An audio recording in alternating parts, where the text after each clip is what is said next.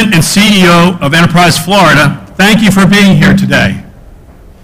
My name is Al Lindenberg, and I'm CFO of Capital Analytics. We're excited to have you join us for this, our 5th anniversary of Invest Miami's Publication and Launch Conference. We're especially happy to be here at Miami-Dade College, one of America's most forward-thinking schools of higher learning. Also, a special shout out to Dr. Eduardo Padron. After a remarkably distinguished career as leader in the academic community, he has announced his retirement, and I ask everyone for his applause, for a round of applause for him.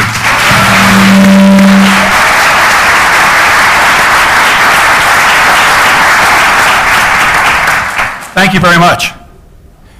Since our first launch in 2015, the company has continued to expand throughout Florida, now covering Tampa Bay, Palm Beach, Greater Fort Lauderdale, and soon Orlando and Jacksonville, as well as Atlanta and Philadelphia. This all began, however, here in Miami, and we have been honored to have, by your trust and partnership these past 5 years. Miami ranks as one of the U.S.'s globalized cities and continues to compete both domestically and internationally. Miami's leadership has shown great prowess in making this city and county one of the most advantageous places to work, live, and to play.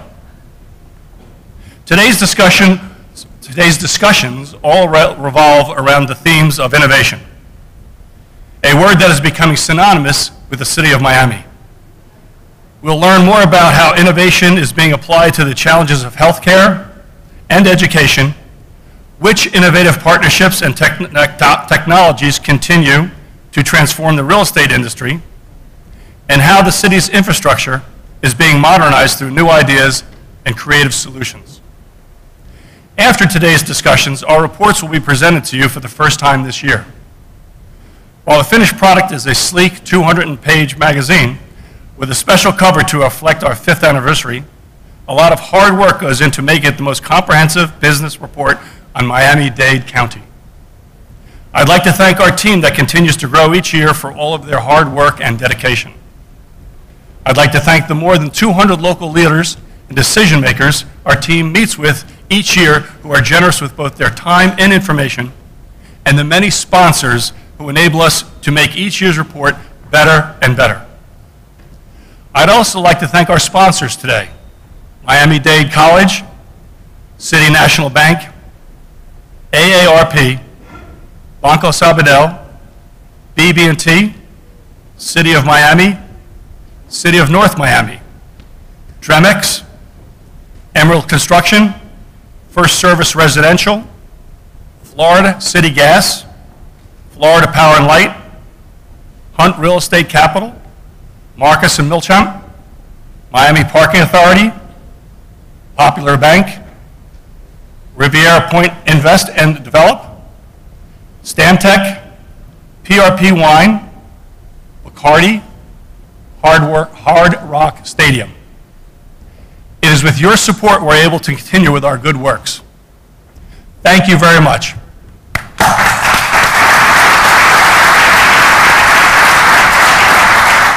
And now please let me welcome Jack Miller, our Regional Director at Capital Analytics, to the stage.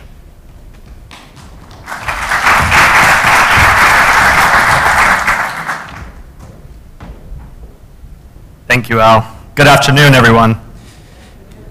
Honored panelists and distinguished guests, thank you for being here today to help us celebrate the 5th anniversary edition of Invest Miami.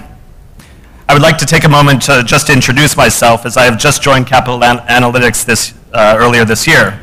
I'm Jack Miller. I will be overseeing all of our ongoing projects in the years to come. I recently returned to the U.S. after several years abroad, and immediately fell in love with the diverse and energetic profile of Miami. I'm looking forward to getting to know you better in the coming months, and please feel free to reach out to me at any time going forward as we continue to work together to produce excellent B2B print, digital, and conference platforms. This is an exciting time to be in the Miami-Dade area, as both the domestic and international profile of the city and region continue to rise, and as we see a growing hunger to invest and the ever-increasing diversification of what Miami offers to both well-established organizations and to the entrepreneurially minded. Each year, we reassess Miami's investment climate. We ask ourselves, where are the gaps? Where can our readers get involved? What are our innovators doing to correct those weaknesses? That has led us to the narrative of both the Invest Miami 2019 report and to today's event, innovation and how it is transforming our lives from the workplace to our homes and to our well-being. This year's Invest Miami report once again highlights the Miami market as a high-value business and investment destination, bolstered by its unique blend of sunshine, sand, culture, food, sports, and much, much more.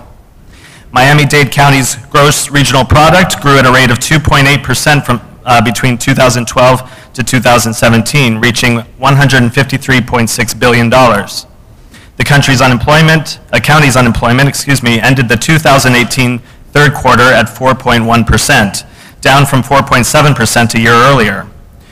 There were 3 of 12 Miami-Dade County sectors that grew faster than the corresponding statewide sectors.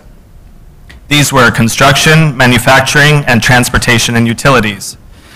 Miami-Dade County's economic activity expanded at a strong pace throughout 2018, outpacing payroll employment growth of the national economy, and continues to promote itself as an attractive place to do business.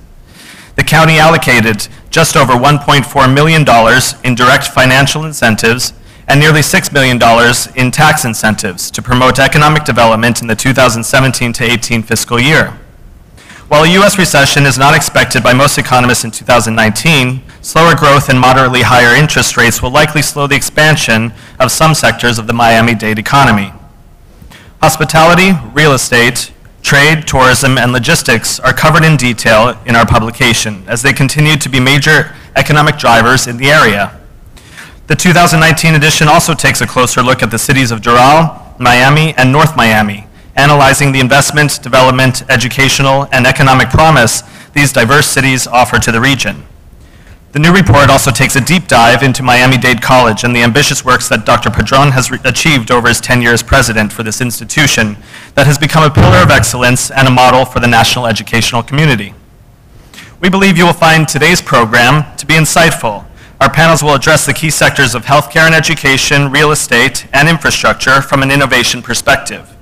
We will be hearing from experts in these areas on the ideas and technologies that are driving modernity and attractiveness for all demographics in our community, and how these innovations are not just addressing today's challenges, but building the future profile of Miami. Following our 3 panels, we are thrilled to welcome Mr. Jamal Sowell, President and CEO of Enterprise Florida, who took up the post this year upon the recommendation of Governor DeSantis. He will be giving our keynote address. At the conclusion of the content portion of today's events, all of us at Capital Analytics are excited to host you back in the room next door here for a networking cocktail, and for the first time in an award ceremony where we will be recognizing several of the individuals and institutions that are making a great impact on Miami's development. Again, thank you for being here.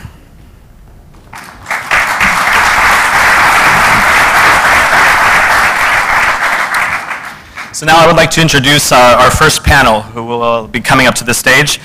This will be the Innovation in Real Estate panel. So I would like to invite up first the moderator of the panel, David Diestel, Regional President for the South Region at First Service Residential.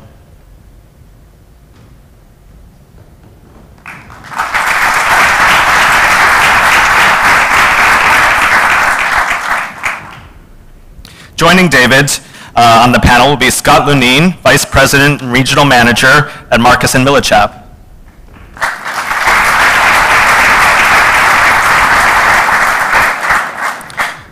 We will also be joined by Andrew Burnett, Senior Principal at Stantec Architecture.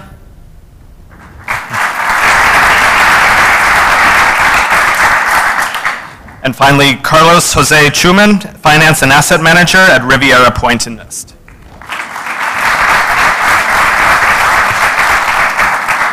Hand it over to David now.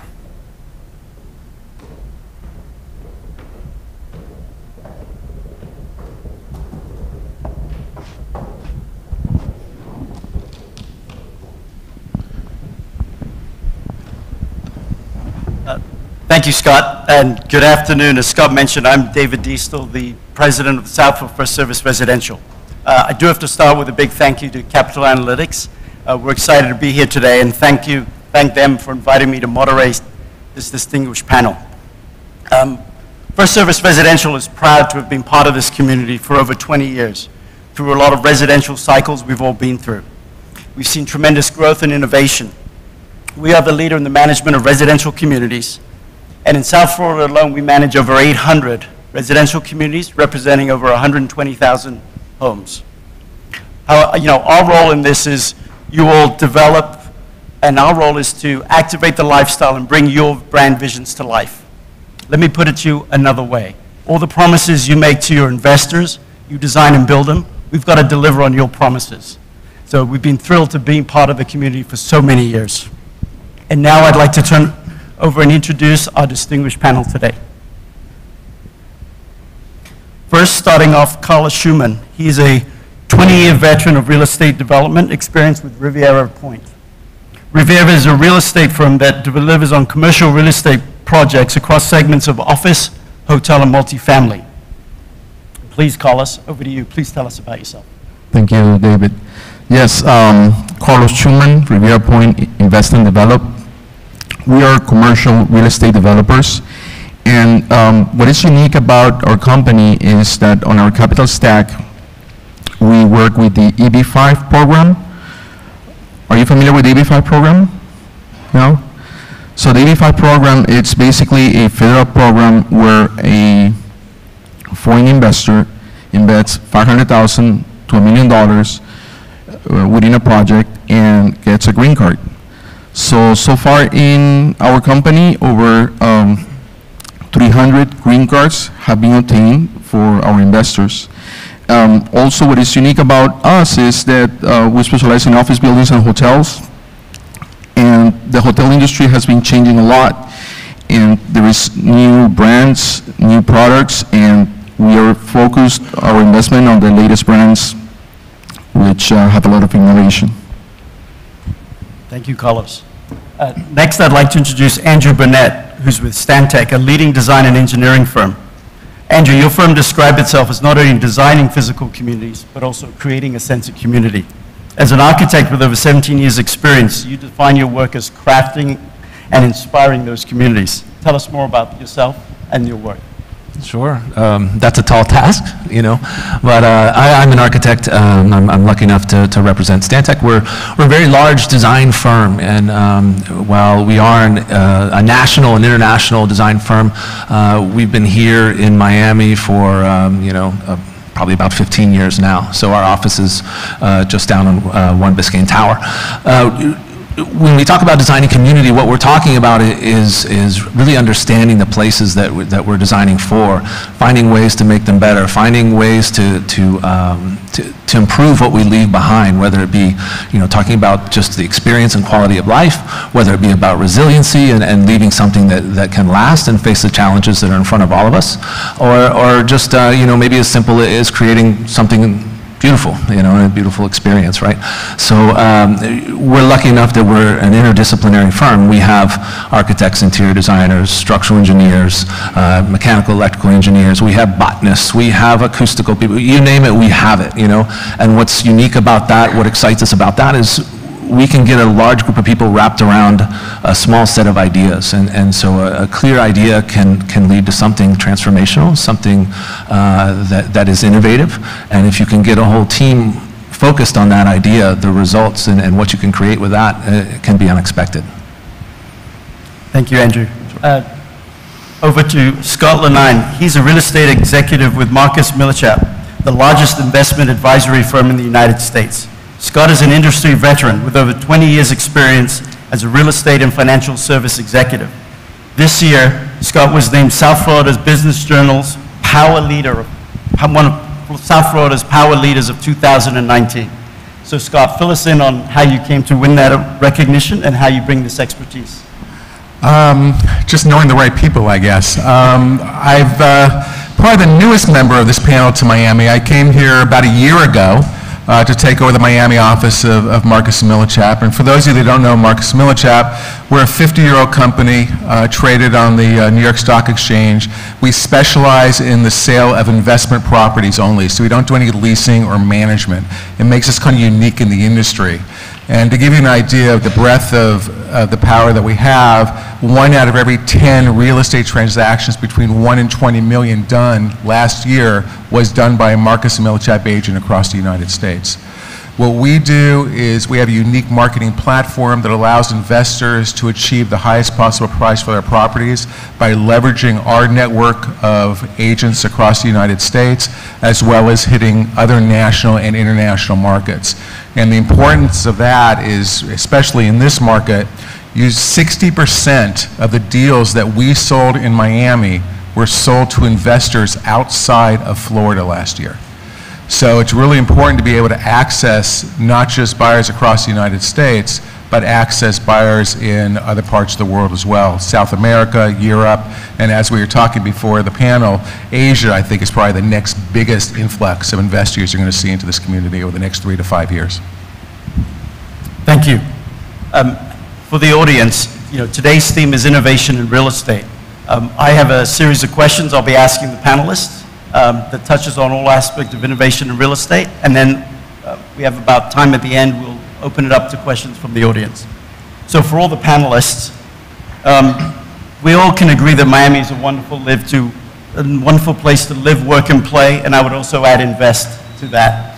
To get us started, what trends do you see in innovation in the sector, and how do you see the industry working to continue to turn Miami into a technology smart city? Sure. Okay. So as I mentioned, we are commercial real estate developers and specializes in office building and hotels. So we see it in basically in 2 areas. First of all, on the finance aspect, we see technology in the sense that we have quick answers for our investors. Within seconds, we can monitor an investment. For example, we also do private equity.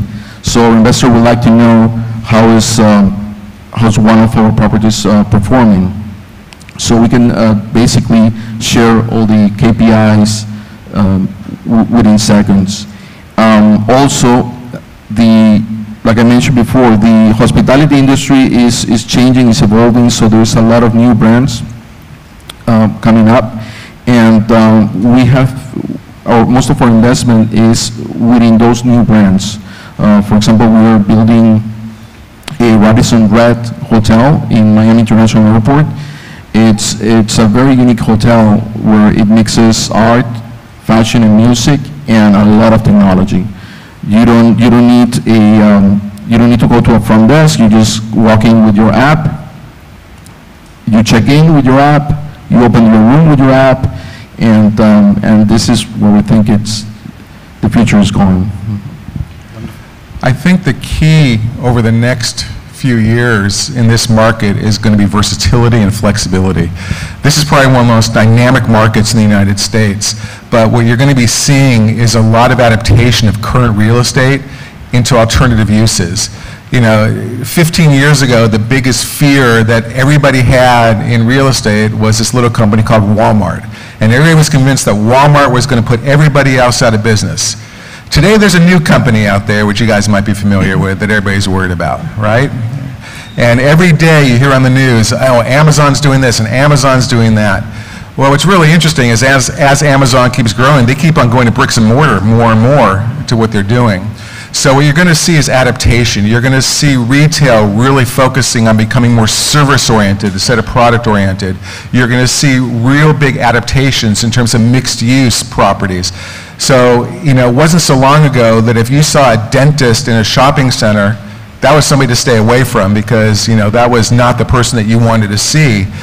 Now what you're seeing is really high-quality medical practitioners, whether it's a dentist, a doctor, an urgent care, or other types of businesses like that, going into retail because that's the way you can access the clientele the best.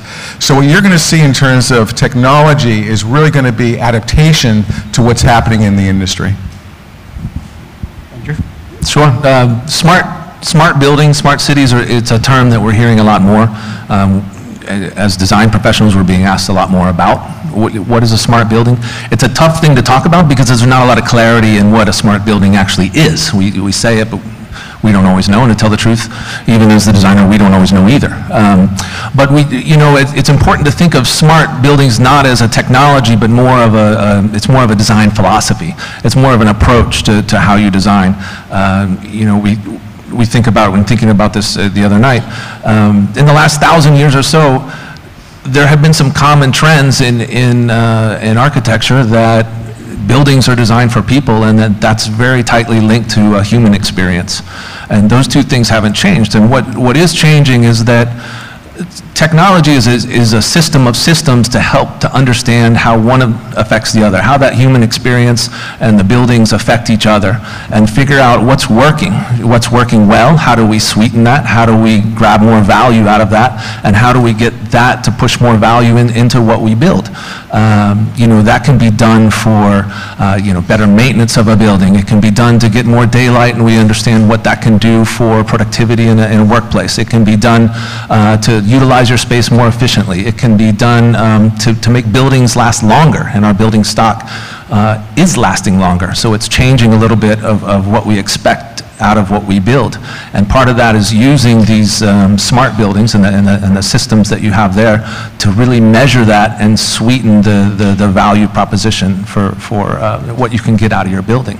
The trick is that it's not clear what those things are. And so there are a lot of gadgets out there, there are a lot of things that people are putting into buildings without a clear path as to why am I doing this, what is the efficiency I expect to get back. When you talk about the experience in the hotel, it could be that your guest arrives, the elevator's waiting or whatever it is, their phone is already working, whatever it is, you're trying to craft that experience and you have a clear goal as to why you're doing that. And trying to establish that early with our clients is something that we do. It's not a one-stop shop, but it's more of here's the philosophy, here's what we're trying to get, and here's how we're going to get it out of there. So, another thing that we're working on is we're working with the TIA group to actually create a certification system for smart buildings, so we can start to make it a little more transparent as to what this system is and how we can have, smart certified buildings. And the TIA is the Telecommunications Industry Association. So there's a lot happening, but this is really being defined right now. Thank you. If I could, Scott, I'd like to go back to your comment earlier. What have you seen that continues to make Miami an attractive destination for investors around the real estate market today? It's really interesting because there's a lot of similarities between Los Angeles and Miami. We did not have the big condo blow up that you had in Miami, but in terms of the desirability, there's just a huge amount of interest in this community. Our president helped quite a bit recently with the new tax bill, which made it much more advantageous to be in Florida than to be in other parts of the world. So you're starting to see a lot of investment coming in from the Northeast that, wasn't there a while ago. Investors coming from California looking for much better returns. When you're looking at an apartment building in California with a 3% return, and you look at Miami and you get a 5% return, it's really kind of a no-brainer for investment companies to be looking at this market. And I really believe that this is an untapped market at this point. With as much investment as you've had over the past, ever since 2011, 2012, when money's really started coming in, I think that's really the start. And I don't think you're going to see the big highs and lows in this community that you've seen over the past 20 years. It seemed like every time there was a recession prior to this, Miami got hit harder than a lot of other parts of the world. It seems now that there's a lot more of a stabilized economy here, and I think this, you're going to see this really continuing for a while longer. The question I get almost every day, multiple times, is, well, how much longer do you think this cycle is going to last? And to be honest with you, if I knew the answer to that, I would have been in much better shape in 2008 than I was afterwards. But what I can tell you is that you've got an environment now that is so conducive to investment in this market, it's going to continue for a while. The 10-year just hit the lowest rate since December of 2017. Everybody was predicting that interest rates were going to go way up. I mean, the Fed did everything they could to help us out, 3 raises in a very short amount of time, but interest rates still managed to bottom out a little bit. So as long as that stays relatively steady, you're going to see a huge amount of investment coming into this marketplace. Thank you. I'd like to, for the panel, shift the discussion to the needs of new generation, shifting demographics. Carlos, your perspective on the shift towards millennials, the new generation, with what you see in your project. Yeah, sure. We all know that millennials are the biggest consumers now.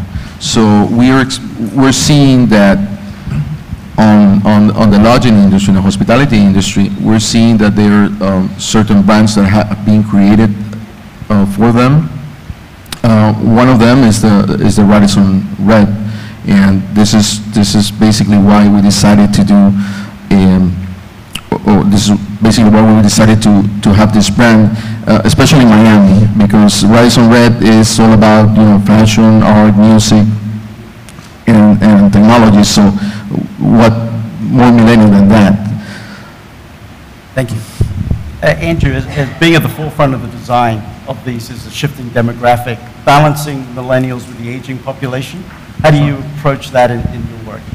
Sure. There's actually quite a bit of overlap between those two sort of demographics, right, and the things that they're looking for, and a lot of synergy there, right? There is a lot of attention on the millennials, but we have regional research of our own really that suggests that. I'll make sure I get the stat right, that in 2020, 20% of our population in Florida will be senior citizens, and by 2040, it'll be 25%. So there's also a growing senior population as well, and especially here in Florida, right? So we will see a shift more to senior living in conjunction with sort of what we're seeing with millennials, and we see a lot of overlap in what they're looking for. Whether they're downsizing or whether they're finding their own place, you're seeing more of an emphasis on smaller units, You're seeing a higher percentage of amenities in a building, so that if you're, a senior and you're used to entertaining your friends, but you want to have a smaller place, well, you might want to have an amenity, kitchen or, lounge or something like that where you can entertain your friends. Well, that works really well with a younger population that's used to being very social and used to having that type of space. So there's all kinds of overlaps between those two that are really just, I think, trending our residential stock and overlapping a little bit with hospitality and what you sort of see in both of those sectors. And you see clients asking for similar types of things. And it's actually, for us, it's exciting because it's a new experience.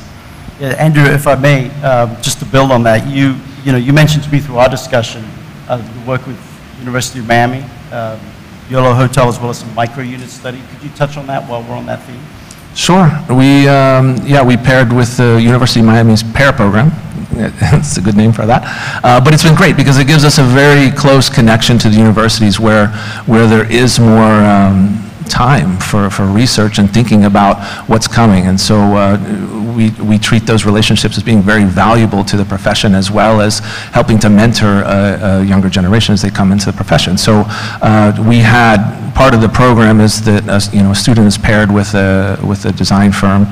They work in the firm, they help the firm, but they also work on their own research, which is guided by designers in the firm. So we had our intern this last go around the PAIR program, Nishi Bordia. She helped us and did a study on micro units, on co-living, and sort of looking at changing trends in how we live, and talking about millennials. Was that what people are looking for? And part of what she was finding, which was interesting, is that there might be more of a demand for some of the co-living aspects of living in small spaces rather than just the micro units. And we talked about, there was an example of Rome it's ROAM is a sort of a co-living facility that is not only here in Miami, but it's also there's a few other places, Tokyo, Shanghai, no, not Shanghai, Tokyo, Bali, here, and I'm not sure, there's probably another place, but part of the innovation there is that if you're living in this type of space where you may have your own bedroom, but you share a kitchen, that kind of thing, you can use not only the facility here, but you can go to some of the other ones, and you're sort of a member of that sort of community. So offering that kind of mobility and that kind kind of that way to participate in different cultures is something that's sort of new, and it's something that's aided by technology, aided by some of the things we're talking about that allow that to be easy. Thank you. Once again, I'd like to shift the conversation. I've always been fascinated with our perspective on the investments developers receiving finance for projects have to make as a trade-off with the ultimate end result. So I'd ask Scott, have you seen this amount of innovation? How has it helped or hurt traditional investors? What have you seen in terms of being able to balance innovation investments with ultimate ROI return? You know, again, I'll go back to, you know, my flexibility argument. What we're seeing right now is a lot of properties being converted and reutilized for other purposes. I agree. I think the micro units are something that you're seeing a lot of because it allows, you know, the tenant to be where they want to be in an area where they normally couldn't afford. One of the things we're also seeing on the hospitality side is reuse of hotels for senior housing. And that's one of the things I hear all the time when somebody calls us up about a hotel that we have listed, and at any one time we might have 20 to 25 hotels. Can it be converted to senior housing? Because there's a definite shortage of what we're looking for. Lenders right now are being pretty flexible. We're getting some amazing rates, and they're working with us quite a bit if they see value in the project. And it's really different. I remember back in 2010, 2011, you just couldn't get a loan. You could have the greatest deal around, but nobody would finance you because the lenders could make more money buying treasuries than they could, you know, financing a deal without any risk. You know, when you're borrowing money from the Fed at 0% and you can get 1.5%, 2% of your money, why bother lending it out? Now they're being much more aggressive, and we're seeing much more of an opportunity to get deals done, which is why you're seeing a huge amount of development deals right now. And what you're seeing is a lot of new trends going on. I remember writing an article about 10 years ago for Multifamily Executive, and I talked about what was happening in the multifamily side. And really, you know, the impetus of the article is that multifamily was going to be turned to resort-style living, where you're going to start seeing things like, you know, dry cleaners and movie theaters and gyms and things like that in the multifamily properties. And now you're starting to see it. And what it's doing is it's creating an environment where it's much more conducive for investment purposes. And if you own an older property, it makes it much tougher to keep up with the trends that's going on in the marketplace right now. Yes, thank you, Scott. We certainly see that on the condominium residential side. The innovation not only in technology as we see it, but also in service delivery, more food and beverage, operations within communities, as well as other aspects. So thank you for that. Am I allowed to ask a question? Oh, thanks. I was wondering, are you seeing any difficulty in finding investment or finding the funding for mixed-use projects? You know, where you are having to find the sources for whether it's hospitality and residential or office and residential in the same project. It really depends. I mean, what the lenders are looking for is stability. So they really want a property that's stabilized. So, you know, you can get financing on any deal. The question is, you know, how much are you willing to pay for that financing and whether or not it's going to put you out of business.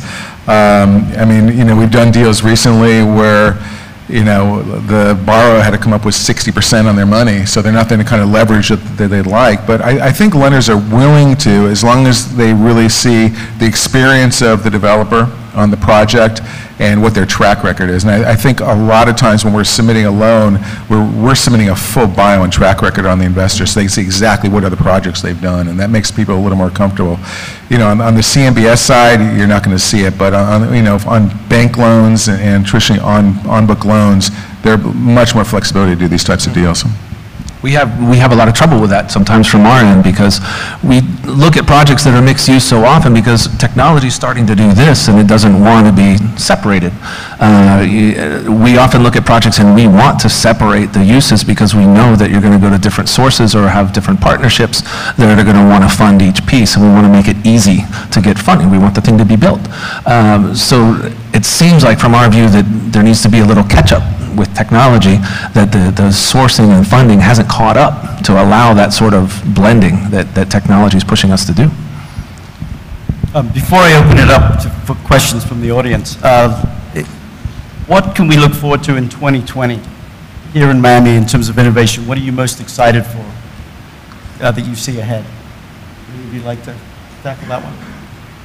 It's already 2020. Exactly. You know, from our perspective, we truly believe that 2020 is going to be a continuation of the cycle that we're in now. We don't see any reason other than some major dramatic change in the economy for this market to continue. Innovation has been a big part of the growth of commercial real estate over the past, probably 20 years. You're seeing much more technology being embedded into the process now, and it's really enhanced what we can do. It used to be that if we wanted to take a property to market, it would take us, 2 to 3 weeks to put the property, get all the information, and be able to take it out. With the technology out there now, we literally can take a listing on a client and have that property out in the marketplace within 24 hours of them signing the listing with us. And that's such a huge factor because in our business, time is of the essence. And the quicker we can get the property out to the marketplace, the better results we're going to get. And what we're trying to do is create competition to the extent that we have multiple bidders on any listing that we have, which drives the price up. So the more we can enhance technology, the more that we can help our clients get these properties out to the market quicker, the better it's going to be. And in 2020 and beyond, I think it's only going to get better as far as our ability to deliver product to the marketplace. Thank you. We might have time for 1 or 2 questions. Would anybody from the audience? Affordability is a big issue for Miami. How are we seeing the trends of either adaptation or innovation with affordable housing? It's talked about a lot more than it used to be, and not just by sort of what you read or what's in the press, but by clients that are coming to us and saying, how do I take advantage of this? How do I add this to what I'm doing? How do I sort of make affordable housing a part of each project? And I know that the city of Miami has, through the affordable housing portions of Miami 21, are working to incentivize that. That's working. People are looking for it. They're finding, whether it be additional height density or whatever, those types of things start to make the deal pencil out. So once it starts to pencil, it's not something that pulls down on the quality of what we're building. I think it actually enhances the communities that we're building and provides stability to the communities that we're building. A measure of a vibrant urban environment is one that you don't have to move away every time something in your life changes, whether you have a kid, whatever it is, So you want to keep people in your communities through generations, and that really starts to sustain that community. Adding a real incentive for affordable housing is something that gives us one more facet to do that. So we are seeing it more and more, and we're planning for it as we're planning buildings that we're working on now. Thank you, Andrew. We have time for one more back.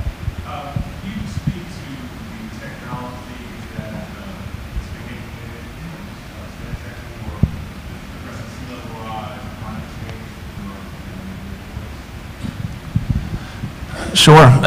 Sea level rise, climate change, it's similar to the smart buildings approach, where there's not one golden answer, right? But certainly we're in a laboratory that everyone's looking to us to figure out what are you guys going to do about this whole rising sea level thing. And so we are trying to look, there are some simple things like you see out in Miami Beach. There's incentives to design a building so that you can raise the ground floor level at some point, and you can, sort of achieve extra height in your building if you show that you are able to raise it, so that we can plan for the future and sort of keep that building stock there.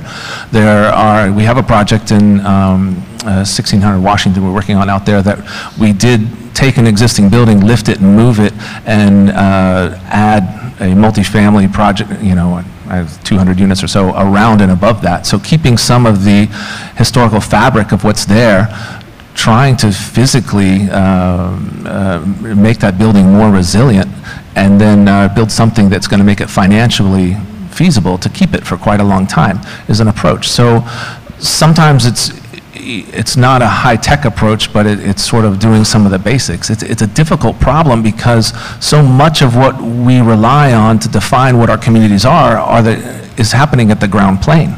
And what we're wanting to do is sort of raise that ground plane and keep a vibrant community where we all tend to walk around, which is on the sidewalk. So those two things are a little bit in contradiction to each other, and I think that it's not going to be necessarily a high-tech solution, but technology will be part of how we quantify the effectiveness of what could be a very low-tech solution. Thank you. Ladies and gentlemen, please join me in thanking our distinguished panel for their insights.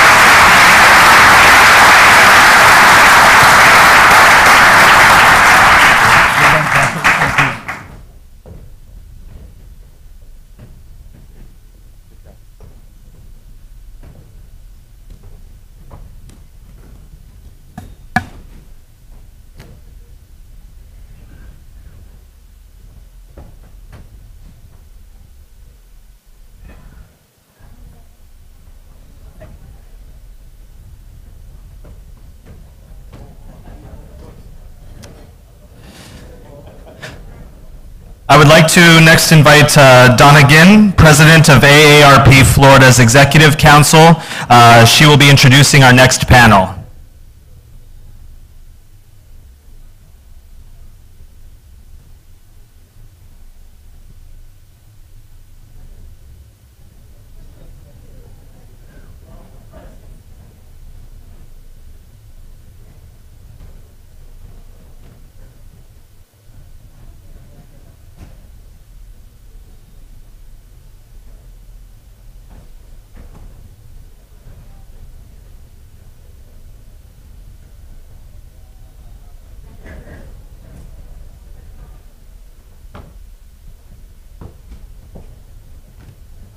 Oh, what a different perspective from up here.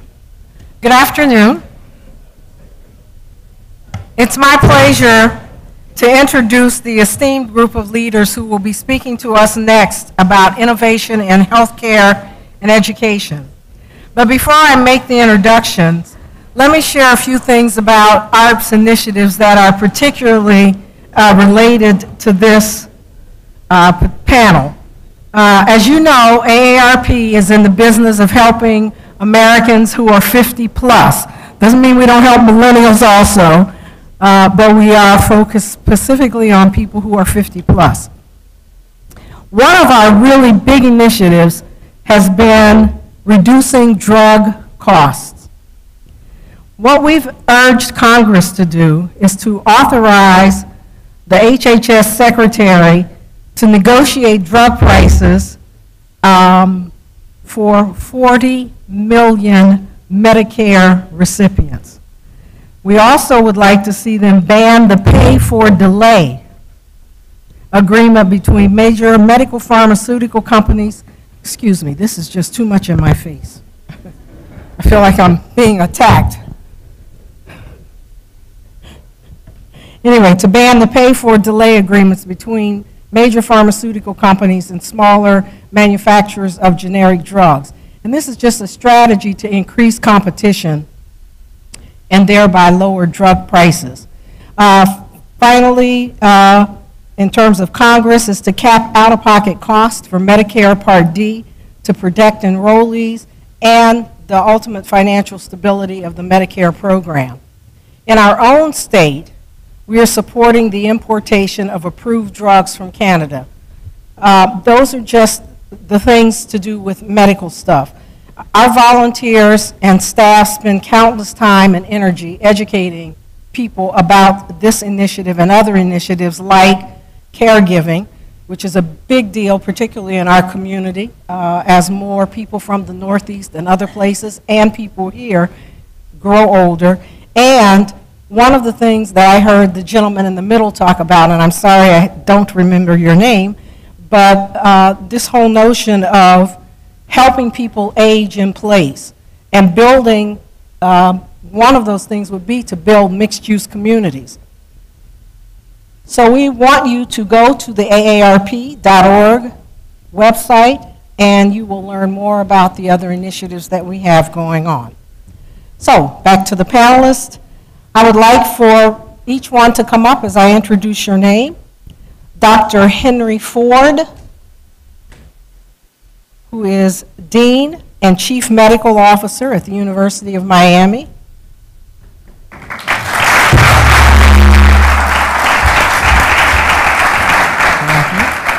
Mr. John Winsveen, who is Vice Provost at Miami-Dade College.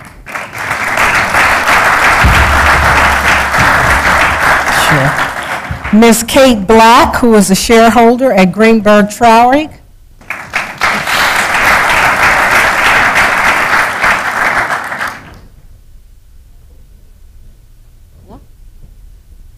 And Mr. Johannes Vuig, who is the founding dean and chief academic officer at Nova Southwestern University. Southeastern, so sorry, welcome, sure. And finally, I would like to reintroduce to you Mr. Jack Miller, who is the Regional Director of Capital Analytics and will be our moderator for this panel. Jack?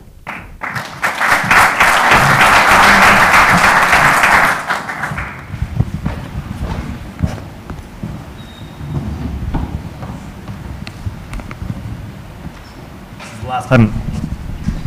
Hello? Okay. It's the last time you're going to have to listen to me this afternoon. All right, so thank you all for being here. We're going to be talking about innovation in both healthcare and education and how those relate together today.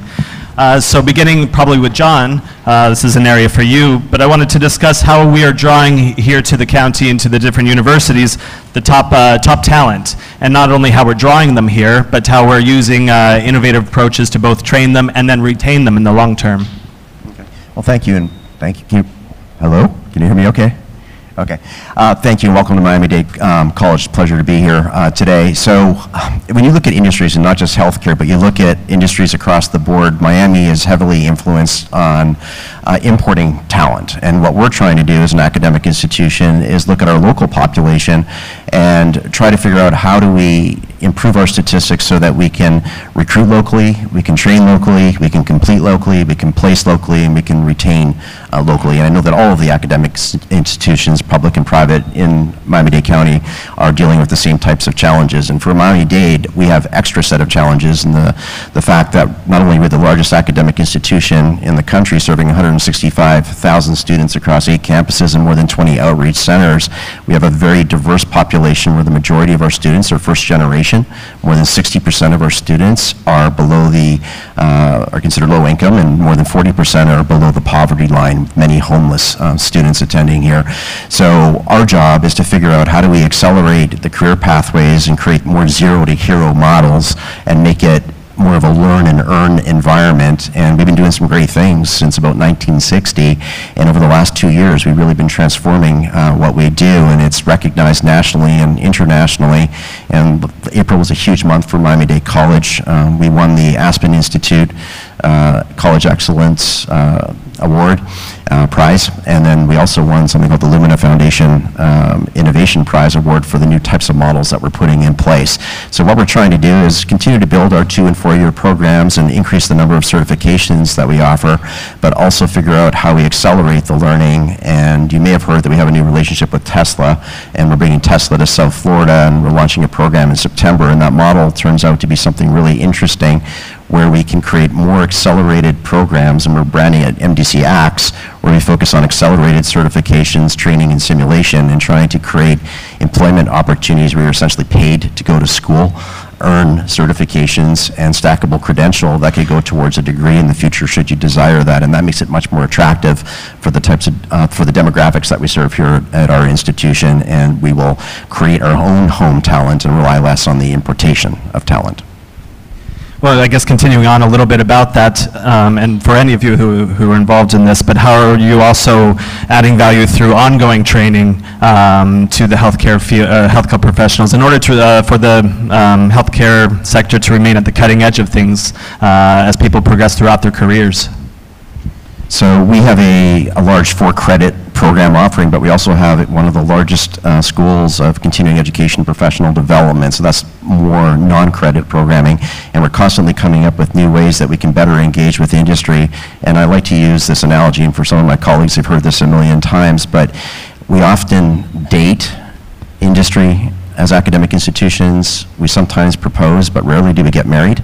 And our goal is to get married and never get divorced. And what that means is that we have to do a much better job of listening to industry, finding out what their needs are, and then supporting the solutions to support them. But industry also has to come to the table and rather just say, here's our needs. You have to be willing to co-invest into those models. It could be financial resources, it could be infrastructure, it could be personnel, the list goes on, and we're doing a much better job of that than we ever have before. And this is a big, small community, and we do a lot of dating, and we do a lot of proposing, but we need to see much more marriage in this community.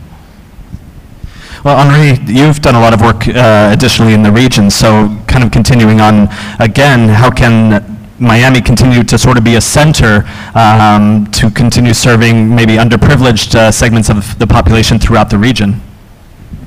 Thank you for this question, and it's a pleasure to be here. First of all, as the oldest medical school in the state of Florida, we feel compelled, it's an ongoing joke here, that we have to be the preferred destination for those seeking the latest advances in biomedical research, but also innovative clinical care. We feel that our job is to lead, to create or develop transformational leaders who are going to be able to not only advance the future of medicine or help shape the future of medicine, but in addition, they will be able to direct health systems, champion discovery and its translation into clinical interventions that will improve the care or the health of the people, the citizens of South Florida, but also well beyond that. And how do we do it? It's really by attracting very much the very best potential candidates, and then equipping them not only with a solid understanding of the fundamentals of the pathophysiology of diseases, but also they need to understand health systems, the business of medicine, but also the social determinants of health, which is really what's most important.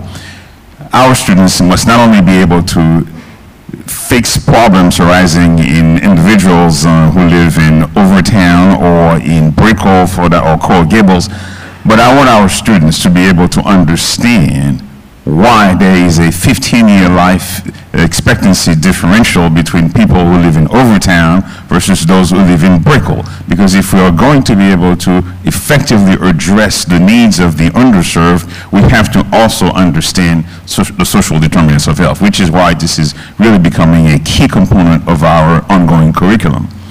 And then last but not least is so making sure that everyone, especially the underserved, have access to the excellence that the Miller School of Medicine and UHealth actually represents and wants to be known for. So we want to be synonymous with excellence, but there is no excellence if the people of Overtown, people from Liberty City and other parts of disenfranchised communities do not have access to that. So we're looking at all those possibilities, and we have a MAVEN program which is set to our alumni for the medical school, where we have some of our experts who make themselves accessible to other physicians in the community, especially in disenfranchised locations, so that they can get additional access to experts, which normally is not necessarily readily available in those communities. So those are just some of the ways we are trying to address that problem.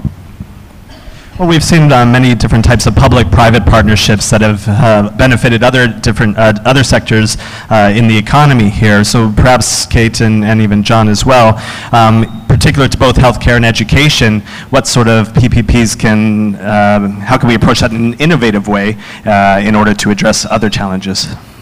Yeah, Again? Keep going? Okay, there we go. Sorry about that. So I think it's a really interesting question. I think what's fascinating about healthcare is in order to treat and serve and diagnose populations all over the world, you need to have data and information and background from all of those populations to feed it and build those tools. And I think Miami in particular has an incredible opportunity to provide that value and generate those partnerships to help build and generate the next generation of research data and research tools for the healthcare system. And that's not, those are a lot of big words, and people are often like, well, that doesn't really mean a lot. How does that operate? And so I actually just moved to Miami. I spent 4 years previous to this at 23andMe, which is a consumer genetics company. And one day I got a really frantic phone call at 6 in the morning from my boss, the CEO. She was like, come to the storage unit. And I was like, okay. It's always good when you call your lawyer to the storage unit. So I meet her there and show up at 7 a.m. And it turns out that she was coming to Miami for the weekend for personal reasons. She wanted to hang out here and was meeting friends. And couldn't figure out how to pack 1,700 spit kits into her suitcase. And I was like, Anne, what are you doing? This is crazy. And she tells me this long story, and it turns out she'd been trying to do a data partnership with Miami where reference populations for Hispanic and Latin American individuals was next to zero. It was by far the lowest population in the database. She couldn't find anybody in Latin America. She couldn't find anybody in Miami, so she was just going to bring literally 17,000 spit kits to the state of Florida and walk around and ask people to spit on the street.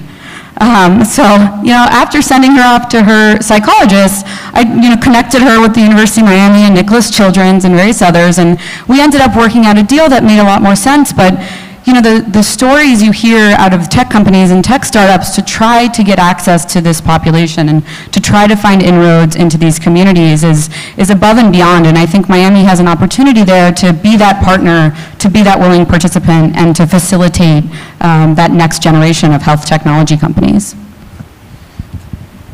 So I'll just add to that. So technology is obviously a part of everybody's discussion, and one of the things that we look at, to sort of answer your question and to expand on what Kate said, is that we have to be careful that technology doesn't drive us, that we drive technology. So when we look at new programming opportunities, credit or non-credit, or working with industry, that's really at the root of what we're trying to think about. And Miami is one of the new generation startup systems. There are more companies starting in Miami than any other community in the nation right now, and we're far from maturity. We have a lot of challenges in that entrepreneurial, innovative world, but there are more tech companies looking at us. But if we don't home grow that talent, it's going to be a challenge to keep securing those companies. So we have a lot of people come to Florida because they think Lamborghinis and beaches and whatnot, and then they realize that there are other challenges that come with that, and we have to change that, the culture, the climate, and make it much more seamless for people to start up businesses in this community, import the talent, but also rely heavily on the creation of that homegrown talent. Well, and speaking further about technology, Kate, again, specific to healthcare as well, what are you hearing as some of the new technologies that people are talking about and how those could be applied to the healthcare industry here in Miami? It is such an exciting time. I think you think about what we were thinking about 10 years ago and electronic health records, and you just kind of wanted to slit your wrists. So it's so exciting to finally be in the generation of health tools and health products that are really making a difference and really empowering both patients and providers of healthcare to change the way that healthcare operates.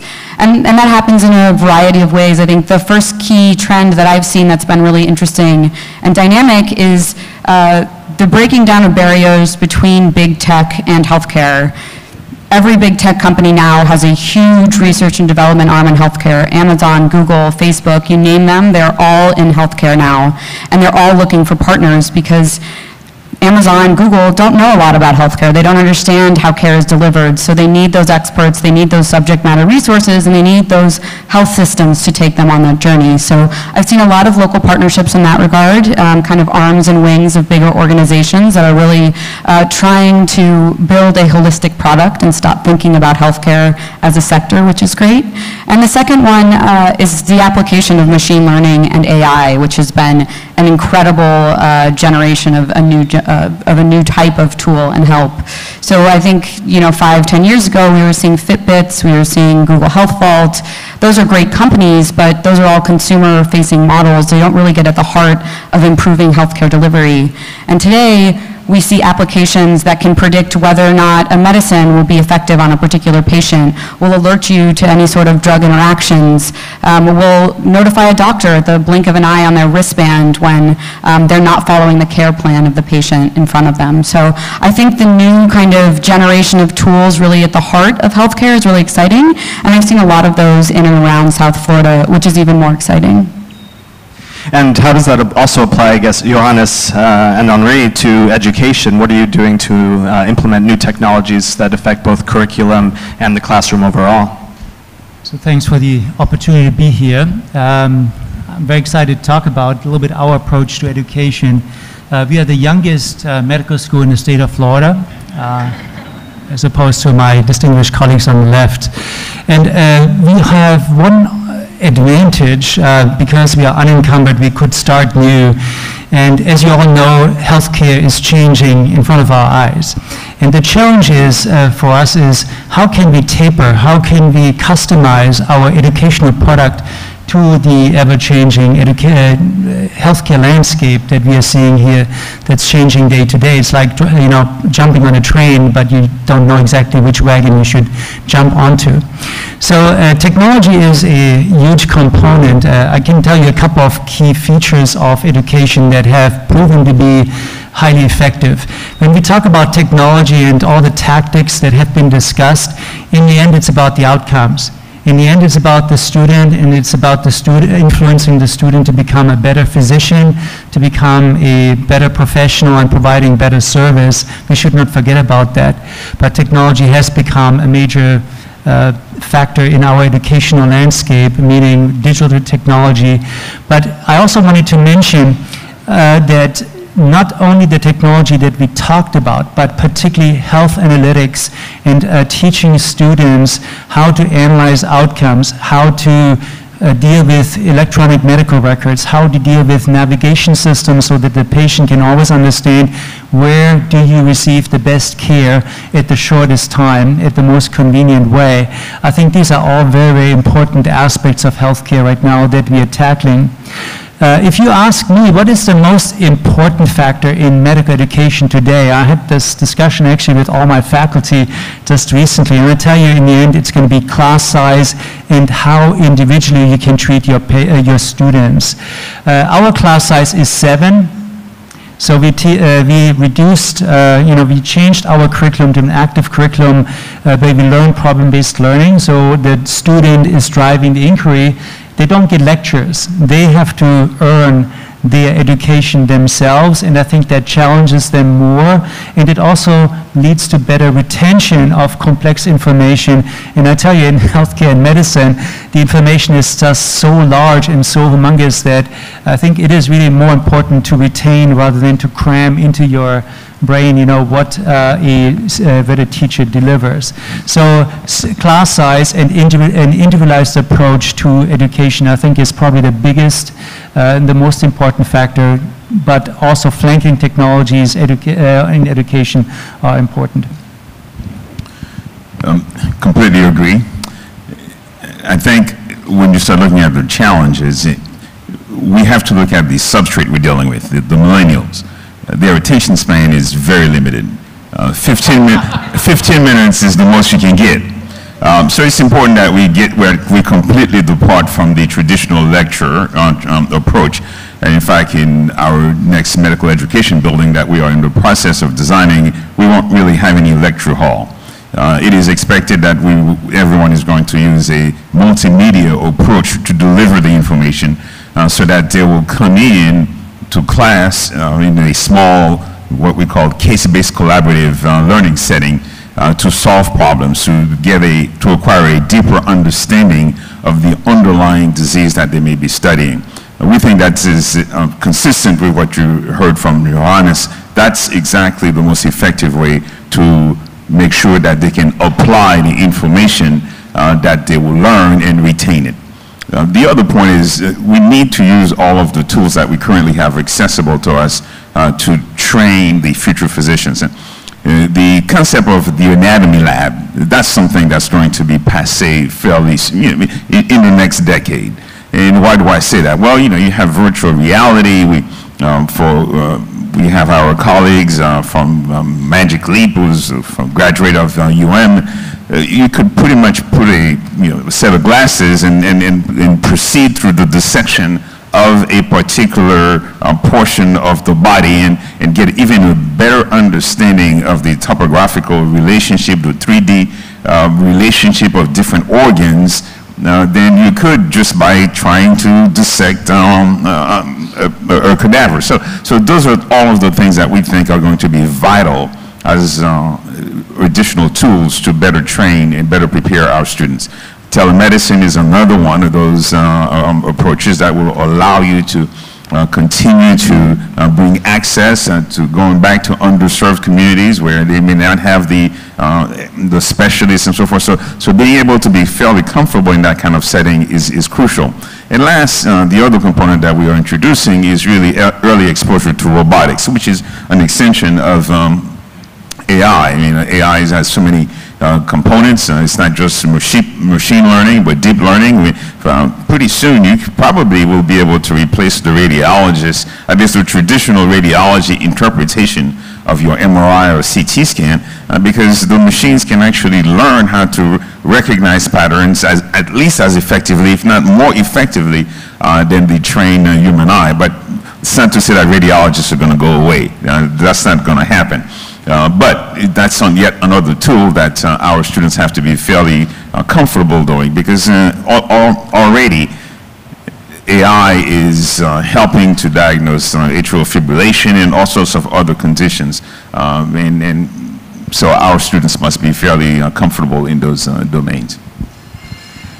Dean Ford and I, we have in common that we both have a surgical background, and as surgeons, we are intuitive adapters of technology very early on. Having been in that business here for a long, long time and having made significant investments in robotics in particular, and then realizing now 10 years down the road that outcomes are not always better, what it advocates is that, particularly in a value-based health system where cost and quality have to live in sync with each other, I'm just advocating that before we adopt technology, we have to do our due diligence. We have to figure out, is this really a applicable technology? Because a robot may not be applicable in the community, in the field. So expensive drugs, robotics, or expensive technology need to be viewed also under the angle, how can we serve our community and throughout our community and make sure that those resources can be made available? How are we going to do this? This is going to be a permanent challenge. Right. And to underscore what Johannes just said, maybe it's not about investing in new technology. It's about understanding the current status of the field. Say, how do we use precision medicine? How do we use the information that we know about the human genome to better predict and prevent diseases in the future? Because that's really where we need to go. We really need to focus on population health, and that's why I say the importance of precision medicine right now, although we can predict the likelihood that you will respond to a particular drug if you have a particular type of cancer, but we will know in the next decade or two what the probability is that a newborn is going to grow up to be an alcoholic, have mental illness, different types of cancer, diabetes, and so forth. So then it becomes really a function of the environmental factors that will trigger the mutation in those genes that will lead to abnormal expression of a protein that leads to the manifestation of diseases. So it's about controlling what I call the exposome, exposure to particular stimuli that can lead to illness. So maybe the focus was not going to be on designing new technology to try to take out a tumor necessarily, although you always need surgeons, hopefully. But it's going to be, how do we prevent or promote health? Prevent illness and promote health. When taking a lot of these things that you both talked about that are being applied both in the classroom and in the healthcare sector, how do you think, Kate, I guess, how is this contributing to the reputation of Miami as an R&D center in healthcare? I think it's still in its early stages. It's certainly growing. I think all of the local institutions are very much invested in doing that. And I think continuing to build these programs where technologists and practitioners, the education system and the startup entrepreneur are in the same room and having these conversations is really quite incredible. The CIC in Miami is doing a great job of building those bridges, and I think, you know, the next 5 to 10 years we're really going to see that take off and see some really incredible exponential growth. I guess we're almost out of time for this panel, but however, just wanted to finish with one other question about an area where both healthcare and education really need strong synergies, and that's when it comes to addressing, you know, specific health crises in an area. So, and any of you can answer, but what are some of the leading risks that you're seeing emerge here in South Florida, and how are these synergies important, both educating the population about ways they can combat it, and then addressing it from the healthcare side? So the main focus of healthcare is on chronic diseases, and I think that South Florida is not dissimilar to other areas, to other urban centers that we see. The question is just how do we tackle this, and particularly with rising costs, what can we do to do things better, higher quality, lower cost? And what Henri already alluded to is the trick and the future is to develop preventive healthcare approaches where we know, like a GPS, when I look at you, what is your risk to develop A, B, C, or D, based on your family history, based on your genetics, or based on your phenotype or other data that we would get from you, and proactively treat you more according to your risk.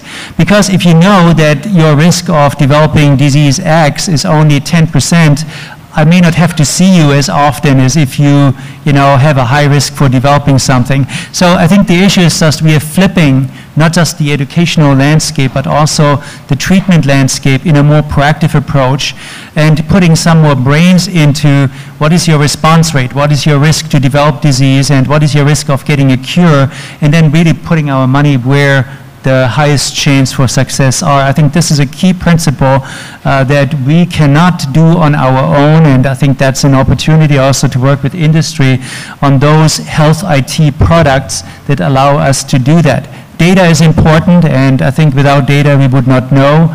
So developing a data landscape, that's at least what we are doing here, and collaborating with other universities or private sector partners, I think is another critical environmental requirement that we would have to succeed in becoming a leader in healthcare. So I think I can amplify by saying that it's not always technology that's going to, well, technology is not always required to try to address some of the major public health crisis that we face. When I look at the current challenge of the opioid use disorder and the calamities that this has really caused to so many families across the entire nation, we can see where certain common sense interventions can begin to really save lives. And when I think about such interventions, I think about the Idea Exchange program that was initiated by one of our former medical students who's currently attending at the Middle School of Medicine. And it's just about needle syringe exchanges, right? It's the Idea Exchange is Infectious Disease Elimination Act.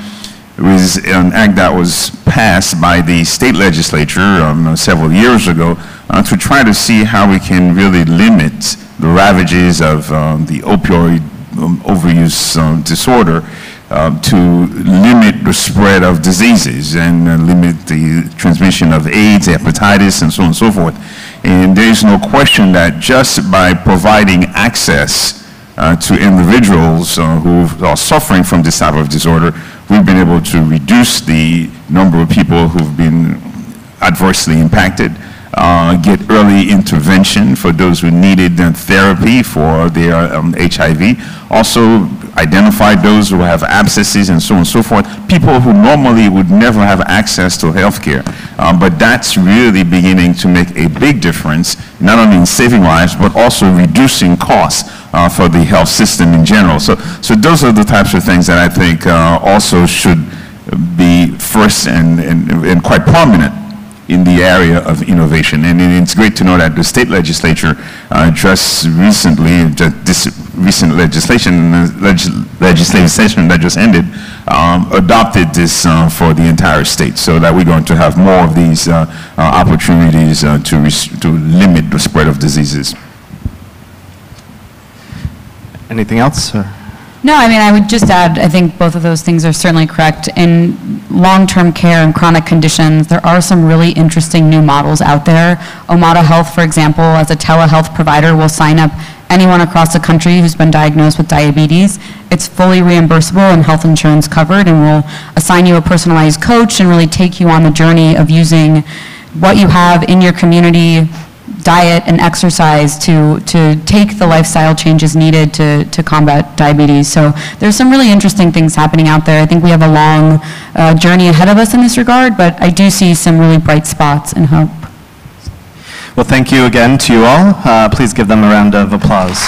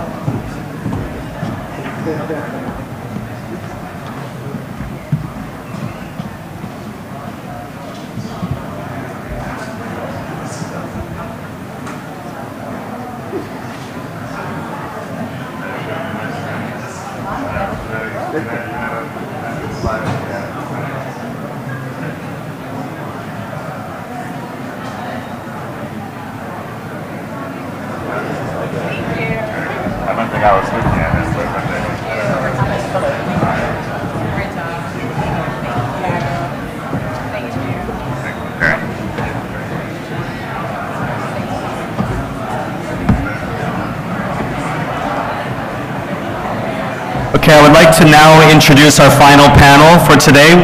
This panel is entitled Innovation in Infrastructure. Our moderator for this panel is Steven Zelkowitz, Managing Partner at Fox Rothschild. Steven? Okay. Also joining him on the panel is Luis Lugo Jr., Senior Vice President and Regional Manager at Hill International.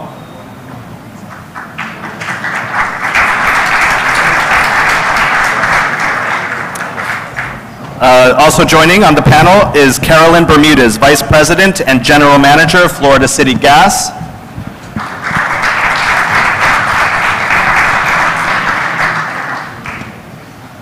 As well as Marlon Hill, Partner at Hamilton, Miller and Berthesel and Board Member at Miami Parking Authority.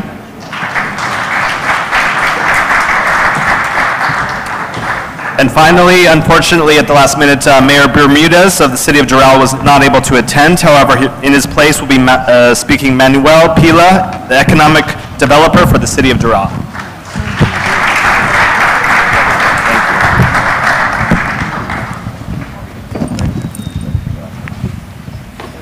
Good afternoon. Good afternoon, everybody. As Jack mentioned, I'm Steven Zelkowitz. I'm going to be moderating this panel this afternoon, your final panel, Innovation in Infrastructure. Today, we will be discussing how technology and innovation meet infrastructure needs in Miami. I want to say it's nice to see a lot of familiar faces out there. But for those of you who don't know me, I just wanted to take a minute. I am the managing partner of Fox Rothschild's Miami office.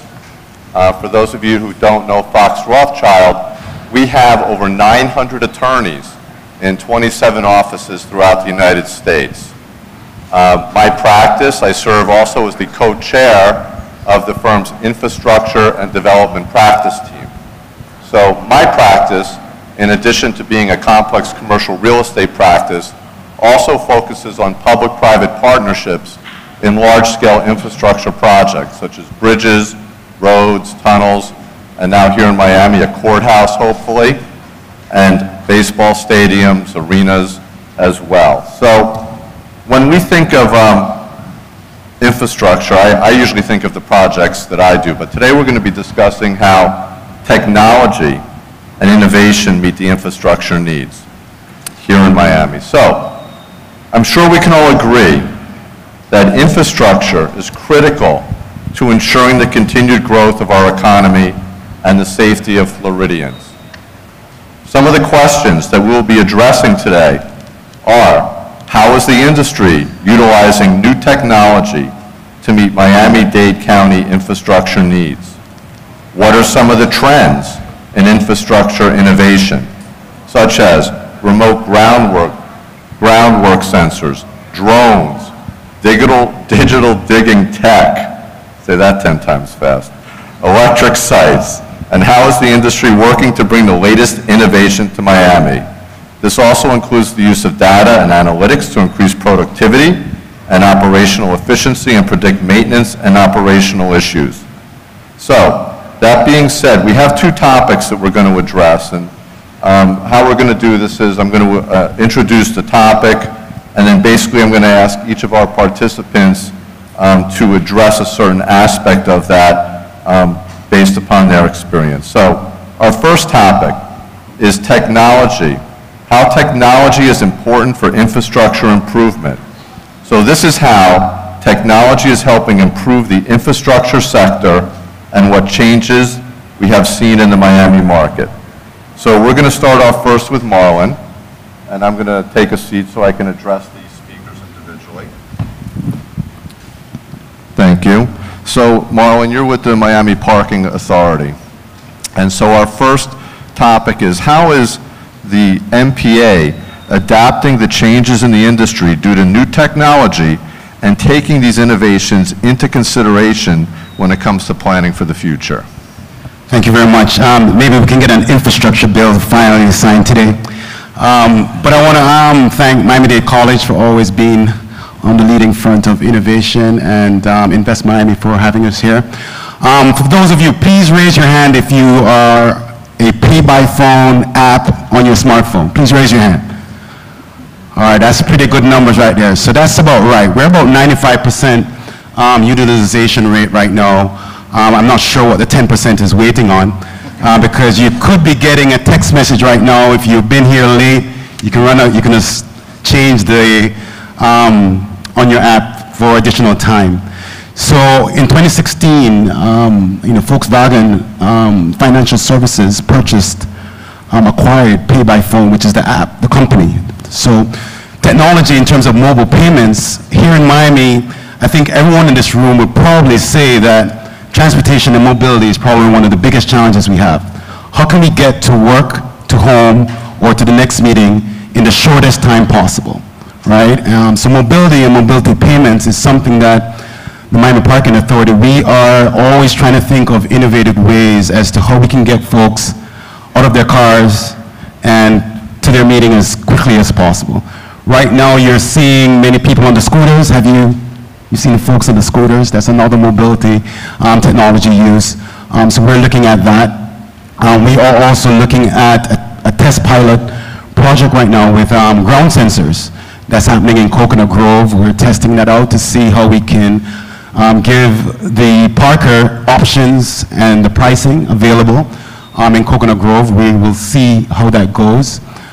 We are building the Regatta Harbor in terms of having, you can't have infrastructure without technology. You can't have technology without infrastructure. So when you are building here in the city of Miami right now, or in Miami-Dade County, we must be looking at ways in which we can maximize the use of the space that we're building and incorporate technology. You can't do it without parking, right? So we're starting to use, we're one of the first parking organizations to incorporate mobile payment system through Pay by Phone. Unfortunately, when you cross the bridge, you have to download another one, right? Another app. Right, so why can't we just have one app, right, that incorporates, if you go to Opelika, you can park and they can utilize the revenue that comes in. The city of Miami just approved increasing the rates, but that money goes back within the city. So those are some of the things that the Miami Parking Authority is doing. So thank you for downloading the app. If the persons who did not raise their hands, if you can pick out your smartphone, go to the App Store, and just download Pay by Phone, you will thank me later for it. Thank you, Marlon. It's amazing. I mean, we've come such a long way from having a pocket full of change that we have to put in a parking meter. And we save a lot of money on those We parking still have a few meters, meters though, because some communities are not there yet. We're still phasing that out. Thank you. Our next topic is from Manny Pia from the city of Doral. And we're sorry JC couldn't make it, and we appreciate you coming here on short notice. Before we get to your topic, though, I wanted to let the folks know a little bit about the city of Doral, who, of course, is hopefully getting an award here later on. But Doral has obtained a platinum-level certification for ISO 37120, which includes over 100 measures. Through internationally recognized World Council on City Data, the city of Doral continues to be part of a global network of cities adopting a culture of data to drive innovation. They're the only city in Florida to have this certification, and one of only 5 in the United States, the others being LA, Boston, Portland, and San Diego. So, Manny, I'm sure you're very proud of your city and your innovations. And so we'd like you maybe to discuss a little about the city's innovative transportation initiatives. How can cities and counties work together to create better connectivity between them, using Doral as an example? And of course, for you and for everyone as well, if you'd like to just give a little bit of your background and your position with the city before you start, that's fine. Sure. Thank you, Manny. Well, thank you very much. Well, my name is Manuel Pila. I'm the economic developer for the city. And thank you for the opportunity. I'm sorry the mayor cannot be here, but he did ask me to sit in. And it's my pleasure to speak to you about these topics. I also want to thank Invest Miami for having us here, and of course the City of Doral team. And I would say, innovation is a very important part of the city. In a way, we benefit from the fact that we're a young city. We're only 16 years old. So we're an adolescent city. We've had the opportunity to build a lot of the city from the ground up. 16 years ago, anybody who remembers what Doral was 16 years ago, it's an entirely different place, and 5 years from now, it'll be an entirely different place as well. The city is rapidly growing. That means we've had the opportunity, as far as infrastructure, to build the things that the city has built from scratch, from 0 parks to 8 parks, another one under construction to be finished this summer, and a massive park to be built. A massive build-out through a big $150 million bond that the voters approved for not only a humongous park, a Doral Central Park, and a build-out for quality of life, but also for bike paths, for bridges, for infrastructure, for connecting the community through the greenway. A city doesn't, live within, kind of its own shell. We're surrounded by 3 major thoroughfares, 826, of course 836, and the Turnpike. The major roadways are county roadways. So if we're not cooperating with the county and with the state, we're not going to be able to accomplish things. So I would say a very important aspect is cooperating with, being part of the TPO. Our mayor's part of the TPO now, and that's very important since he can speak about what's happening out there and have some influence in the process. On the smart city side, we can't just rebuild all those roads, but you can gather data. So what's very important about the World Council of City Data and that certification is that a smart city, really what it does is it gathers data, it crunches and analyzes, and then it shares that data so that the city, the administration, the elected officials, the community, the businesses have access to it and can make decisions based upon that information in that data. So a big part of what we do is try to gather that. One way, for example, is through license plate readers that we're now in the process of completing through all the major thoroughfares. That's information that not only the city gathers about how many cars, when, where they're going, how they're going, but it's also something that we share with the county. And in real time, it allows for things like traffic signalization to be happening with the county. And if you can get through that corridor at rush hour 7 minutes or 8 minutes faster, then you might not be late for that meeting they're trying to get to. So that is very important, and for businesses to know that collaboration is going on. For the city, it's also working closely, public-private partnerships. When there are developers coming in and they are doing major projects, and all throughout Doral they are, there are a lot of mixed-use projects going on.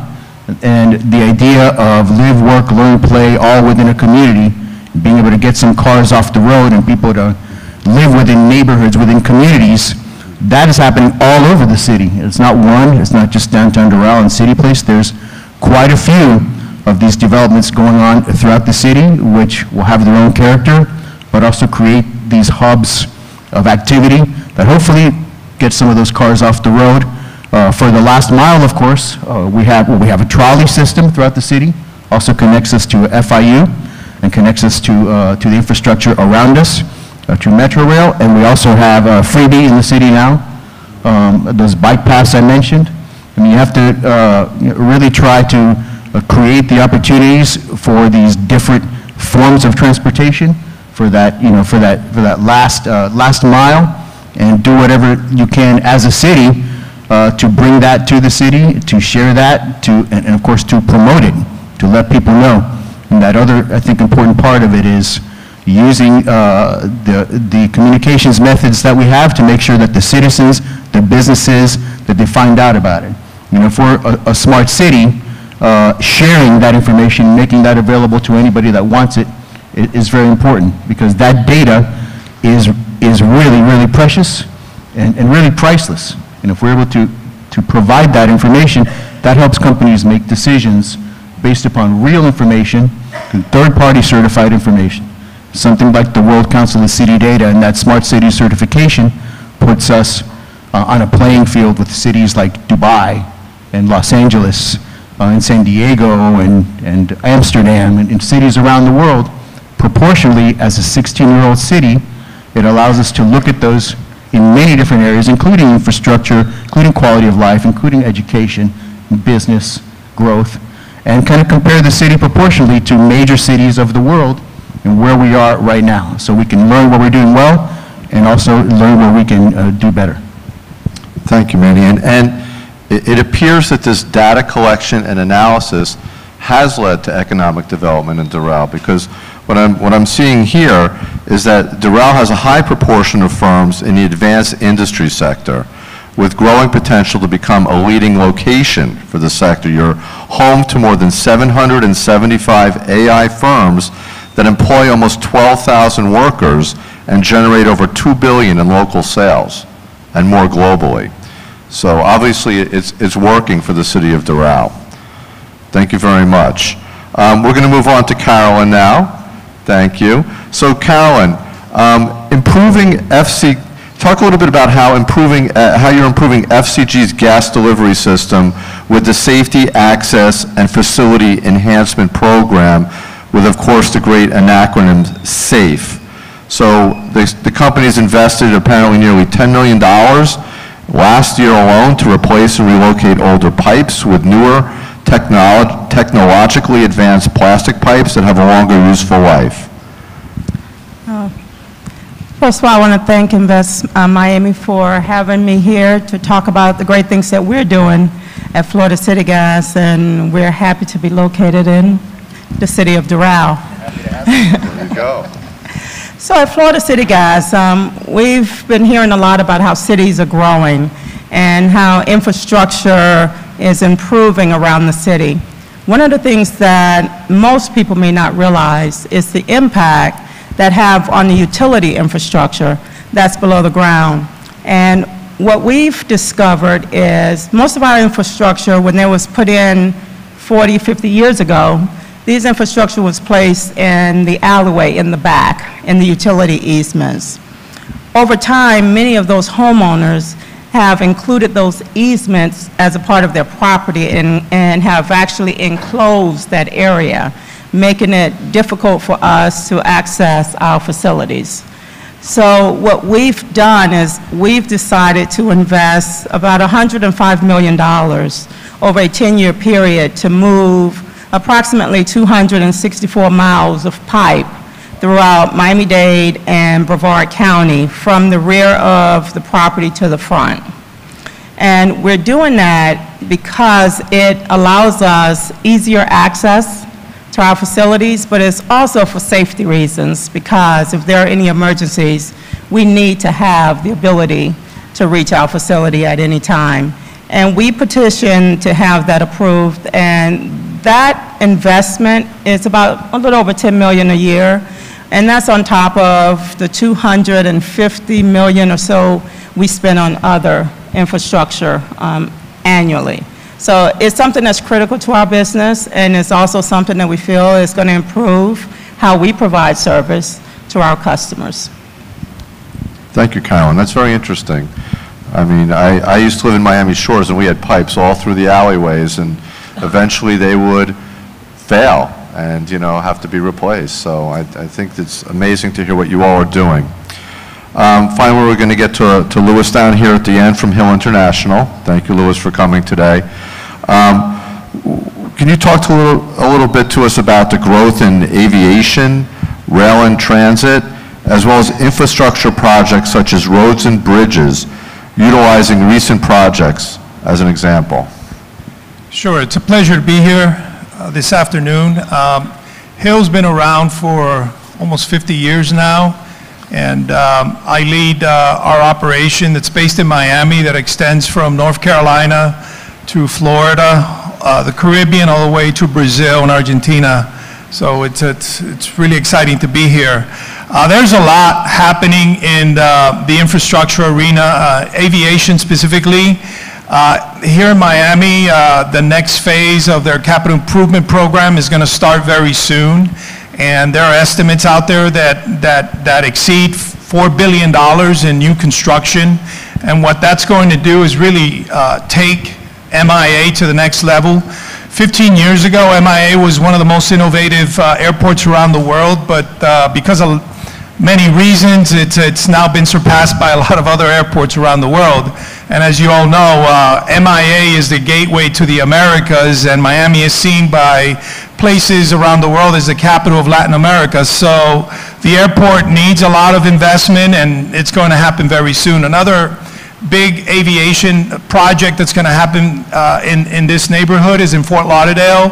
The next phase of their master program is about to be approved, and once that happens, that's going to open the way for a new capital investment, which will probably be around $3 to $4 billion. So we're looking over the next 10 plus years, $6 to $8 billion being invested just in those two airports that service our community. All of you know Brightline. It's now being rebranded as Virgin Rail. Phase 2 of that project is just gotten underway a few weeks ago, and it's going to go from West Palm Beach all the way to the Orlando airport. So that's another big infrastructure project in our region. Many of you, I hope, have already used Virgin Rail and see the benefits of that. That rail system is what's called intermediate speed. So it's not quite high speed, but once the system is up and running, it should be running at speeds that exceed 100 miles an hour, and the trip from here to Orlando will be a lot easier on that train than driving along the Turnpike or I-95. In terms of roads and bridges, the Florida Department of Transportation has one of the largest capital improvement programs in the United States out of all the DOTs.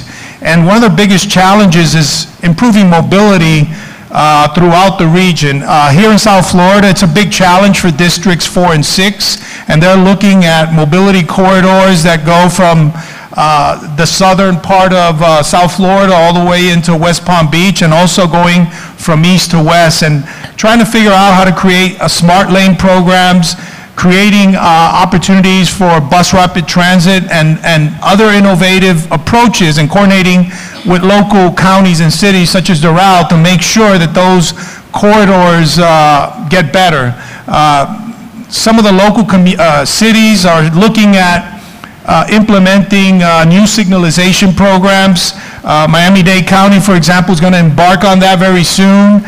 Miami-Dade County has the largest signalization program in the entire United States, and that's going to have a huge impact on people's lives once they can control signalization, especially during an emergency, which right now can't be done.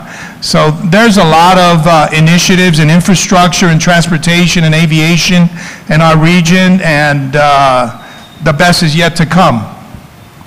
It's amazing, Louis. Thank you very much. I also understand with Virgin Rail, as it's called now, that once the system is completed, they're going to have silent crossings, so that we're not going to be hearing the obnoxiously loud train horns that they blow, and they blow them louder and longer on that train for some reason.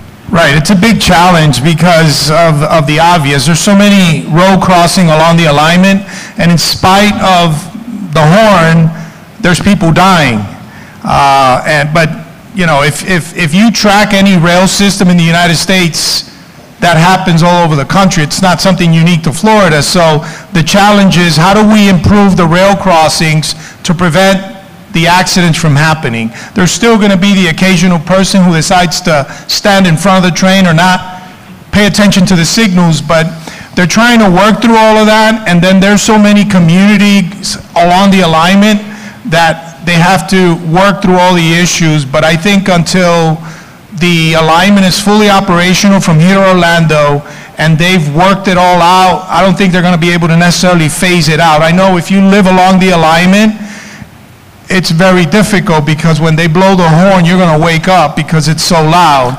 But it's about life safety right now, and they're trying to work through it to expedite the process so that they can do away with it, at least in phase one, which is from Miami to West Palm Beach. Thank you. I know I use the train horn now as my alarm clock in the morning instead of my phone, but thank you. All right, so we're going to move on to the second topic now, which has to deal with partnerships. And you heard me mention public-private partnerships. You've heard the speakers mention public-private partnerships, and they're very important because we're going to discuss how partnerships, how they're driving new talent to the field and addressing the needs of Miami residents, and in particular the efforts to attract new talent to the industry and drive this innovation. How is the industry encouraging this innovation in the infrastructure sector and ensuring public and private services are properly managed? This time, Carolyn, we're going to start off with you. And if you could just talk to us a little bit about your partnership program with the Miami Lakes Technical School and your work with the Florida Energy Systems Consortium to inform both educators and the public about the vast opportunities that exist in your field. Yes. For the energy sector, what we're seeing is energy will more than likely be one of the largest job creators, not only today but in the future. But it's also the sector with probably the largest aging workforce. At Florida City Gas, my average age of employee is in the high 40s. I used to laugh and say we were the best kept secret in terms of employment because we got most of our employees through family and friends referrals. Well, now what we're seeing is that we have a very large retirement age group of technicians that's leaving the industry. And the knowledge gap that we're facing is significant. So we've partnered with Miami-Dade, the Miami Technical School and Miami Lakes in order to train students through that program and prepare them, educate them about natural gas. And what that will provide them is a good paying job. These are entry-level positions where they'll come into our industry earning about $40,000 a year, and they will get opportunities for advancement. The challenge with natural gas as opposed to the other energy sectors, the training requirements are significant and they're very long. We spend first year of employment for our employees, we only have about 40% or 30% productivity. The rest of that time is spent in training. And the training requirement is ongoing years after that. So for an employee at our, in the gas industry to go from an entry-level position up to a specialist takes about 6 years. So we need a lot of new employees coming in. We need really a really good bench of talent that we can bring into this industry in order to continue for them to progress. We were recently acquired, and I didn't mention this earlier, we were recently acquired by Nextera, so we are a subsidiary of FPL. So we're now a part of the FPL family, and that has given us great opportunities, but at the same time, it's given our employees a lot of career choices. And with that, we're starting to see even more turnover as it relates to our entry-level roles. So these partnerships that we've developed and we're continuing to develop is really to help educate the public about who we are, what opportunities exist. Most people think of natural gas and energy and they think of guys out there digging trenches or think of more of a male profession. So we're trying to educate people about all of the opportunities that exist at our company and the jobs that are entry-level jobs that can provide high school graduates with a very decent salary. And that we're hoping through this education we can attract more people to this industry. Yeah, I just want to say, partnerships is a great opportunity for our economy. You know, we are in the largest of 67 counties, and we're here in the city of Miami, 34 cities. Doral, whether you're North Miami, whether you're Opelika, Miami Gardens, everyone is trying to look, how can we generate more economic activity? So you have private land and you have public land, right? So the Miami Parking Authority, we own certain public assets and cities have the same, right? So wherever you can find infill and with opportunity zones, it's an opportunity for a city or even for a P3 project, for a public-private partnership to occur. And this is a great way for us to build the infrastructure while generate economic activity, create workforce housing. For example, we are working on a project right now, Grand Station, which is going to provide parking, but workforce housing, some retail. Those folks who go away to work, come back, will be able to share those parking spaces for to maximize the use of the parking spaces. We are working on a project under the I-95, that desolate place that everyone speeds by. We are partnering with a nonprofit to create a skate park there. So I think that as entrepreneurs, as persons who are in charge of municipal bodies, it is incumbent upon us, if we're going to drive the economy and create more jobs, for us to think about where we can create more partnerships. Even in like Liberty City, where you have Liberty City Rising and the related group, even these large housing projects can bring in partnerships with small businesses. You can bring in partnerships with nonprofits.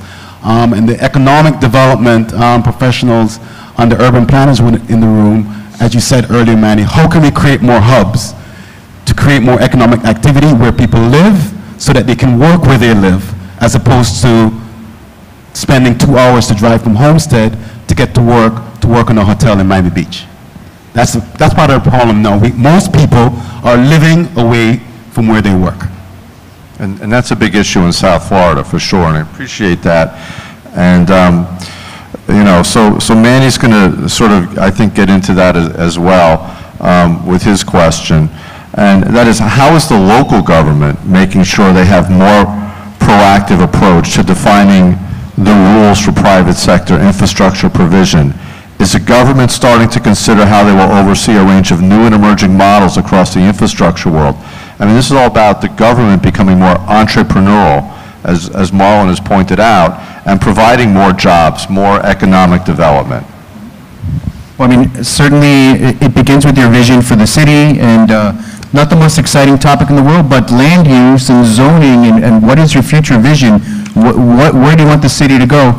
It's very important to lay that out and to have that be something that everyone has agreed on, and to work toward those public-private partnerships, work with the developers to create the type of city that you want. You know, we talked about the mixed use growth in the city. That's a very important thing. You want to encourage the type of uses that are going to take some of those cars off, that are going to create those hubs, that are going to kind of generate synergies for all these things, you know, for parking, for transportation, for education, for quality of life, for parks, for everything that people do, that they can kind of do it within certain areas. For Doral, you know, we have certain things in the city that we can use, such as a brownfield program. You know, just being west of the airport, we have a brownfield program that can bring in tax incentives from the state, and we have been using that, and we have kind of created conditions where people coming in to do projects can benefit from that, and the city as well. So you look for those opportunities with the state, with other authorities, with the private sector, to create kind of the environment that you want to create. And I think it has to do with looking at new ways of how to use the land. Right now, for example, we're considering elements of changing some zoning to adaptive reuse in certain areas that are right now industrial. How is that going to change? How will that change the infrastructure? What part of that will be public or private or a bid? Those are the things that we're looking at in certain parts of the city. Making those decisions will affect the future of the city in key areas that are right now going through a massive redevelopment. If you can get ahead of it and create, kind of the zoning and the conditions for the type of development that you want, then, 5 years from now, 10 years from now, we can be looking at some of those areas that can change more toward what you want them to be. But it is, again, gathering that information, getting those studies, and, speaking to the stakeholders, and, trying to create those partnerships so that everybody's moving in the same direction. Thank you, Manny. I think we're going to need to wrap up here at this point. So I would like to, first of all, thank our panelists for being here today. I learned a lot. I hope you all learned something from these folks and this panel today. Let's give them a big hand, please. Thank you. And secondly, I would like to thank Invest Miami in general, and of course Erica Knowles in particular, for the opportunity to be here today and serve as the moderator for this panel. So a big round of applause for Invest Miami.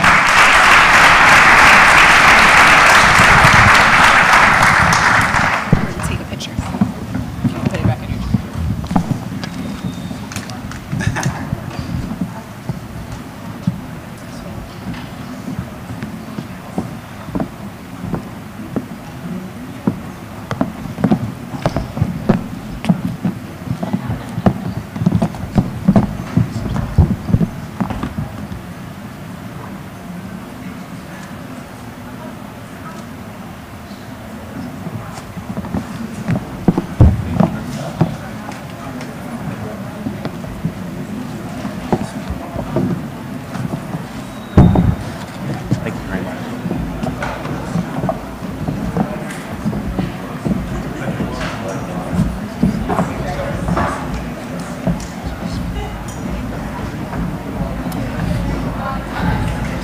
I'd just like to invite Eddie Dominguez, the Director of Marketing Communications for City National Bank, to the stage, who's going to introduce our keynote and final speaker of the day.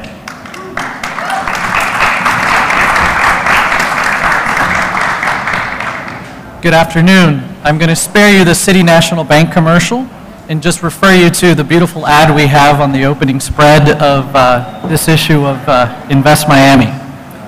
Good afternoon, and thank you for joining us today. Thank you to Capital Analytics and Invest Miami for organizing today's wonderful conversation, and to Miami-Dade College for joining the City National Bank and presenting today's event. It's an honor to introduce today's keynote speaker. Enterprise Florida President and CEO Jamal Sowell is a sixth-generation Floridian and graduate of the University of Florida. That's hard to say for a king. He continued his education and earned a master's degree from the University of Massachusetts Amherst and a law degree from Indiana University. Jamal knows the state, its diversity, and has the economic development experience to help grow Florida's economy. Prior to taking the reins of Enterprise Florida, which he only took just a few months ago, I think in January, he served as the Chief of Staff for Port of Tampa, and previously served as Special Assistant to the President of the University of Florida. I had to say UF again. From 2006 to 2011, he served active and reserve duty in the United States Marine Corps, including combat operations in Afghanistan. While in the Marines, he held various roles, including Company Executive Officer, Platoon Commander, and Anti-Terrorism Force Protection Officer, just to name a few. I'm not sure I'd want that person to be my CEO.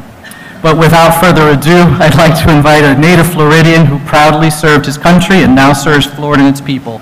Please give a warm welcome to Enterprise Florida President and CEO Jamal Sowell.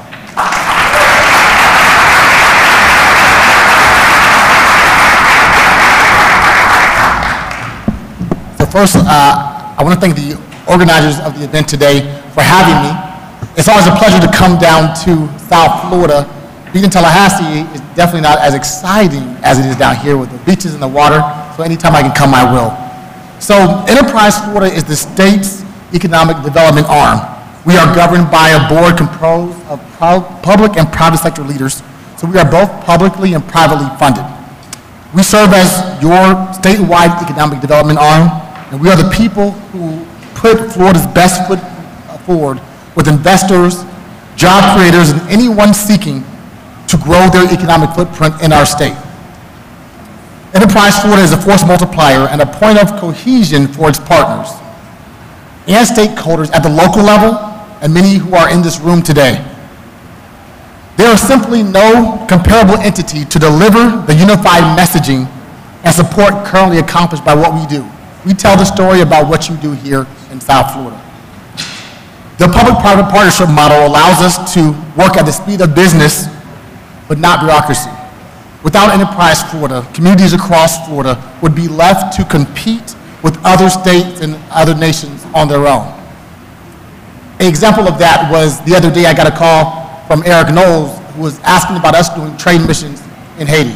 So for those who have ideas about something that grows business in the state of Florida, we are welcome to those ideas, whether it's Haiti, Jamaica, South America, or overseas. We want to make sure that businesses here are able to expand their brand, which then brings jobs to Florida. At Enterprise Florida, we make it our mission to be the business intelligence hub for our state's economy. We try to anticipate what employers need, spying out the next big thing, and the trends in business. We are defining the talent pool needs for the next 5, 10, and 15 years ahead. The people you hire in Miami and South Florida need some basic skills that our talent pipeline should be developing.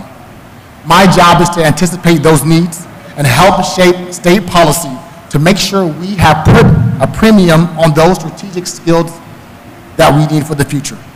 And if we do our job right, you should be able to find an ample pool of qualified Floridians ready to hit the ground running in a way that matches your own industry's required skill set. Governor DeSantis has a goal to have our state become the nation's leader in workforce by 2030. Right now, we are in the middle of the pack, around about 21. That's not bad, but there's certainly room for improvement. Governor DeSantis has also recently given Enterprise Florida a mandate to make Florida a destination of choice for the fintech and aviation and aerospace industries. These are areas of economic development that the governor believes can become new cornerstones for Florida's economy for the 21st century. We believe we can provide the skilled talent needed in these firms. We certainly have the year-round weather that increases productivity. And look, we believe that our efforts to recruit and expand financial tech firms is just the start. We can attract venture capital here and private investment firms, as well as the associated capital that comes along with the jobs that are brought. And we can leverage the work being along the country's East Coast in our efforts for aviation aerospace. So the question that people ask me is that, what is my pitch? Not only we have a governor who's focused on the environment, making it better, but as I travel, I tell the story of Florida. Last week I was with the governor and I had the opportunity to meet with those on Wall Street, those in the financial services industry for the second time this year. And much of our case was something that you all know in this room firsthand. States are laboratories for democracy, and some are better at it than others. Florida's laboratory is proving that when we keep taxation and government spending low, people take notice. We are the state that welcomes businesses. We welcome investment, and we are doing all that we can to make government the least of their worries. We are a low-tax state with no income tax and a favorable business climate. We keep a frugal state government per capita, and we continue to refine regulations that we are not creating impediments just for the sake of keeping bureaucracy afloat. The result has been a migration of wealth and commerce from states that tax heavily, spend recklessly, and regulate excessively to those such as Florida in the way that we do not. Back in 2015, Florida as a state surpassed New York. So now we are the third largest state in the country, and that is a part of the reason why. Florida now has the fourth largest financial services industry in the U.S., with more than 900,000 Floridians working in the financial service industry. We are home of 18 foreign banks with headquarters in the U.S., 12 commercial banks with 193 billion in assets, and 160 private equity firms with over 34 billion in assets under management. However, there's still more room to grow. That is all good news for our communities and for the families and our workforce.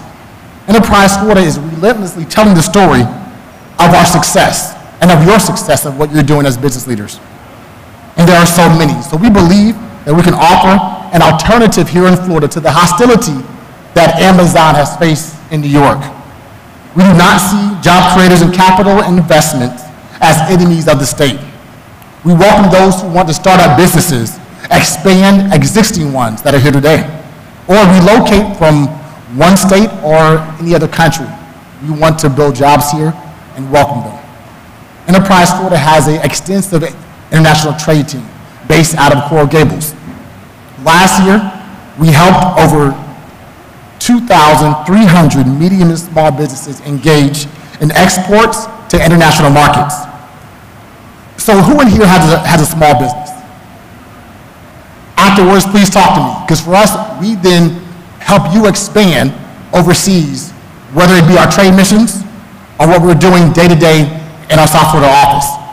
Our international team has produced $596 million in foreign direct investments across 293 projects. Florida without Enterprise Florida would put international trade outside of the reach of the average Florida business and forego the jobs for Floridians that those markets create. We host trade missions overseas throughout the year. We would like to invite you and consider joining those missions. We have missions slated for Vietnam and Colombia this year, and we just completed a successful mission to Morocco.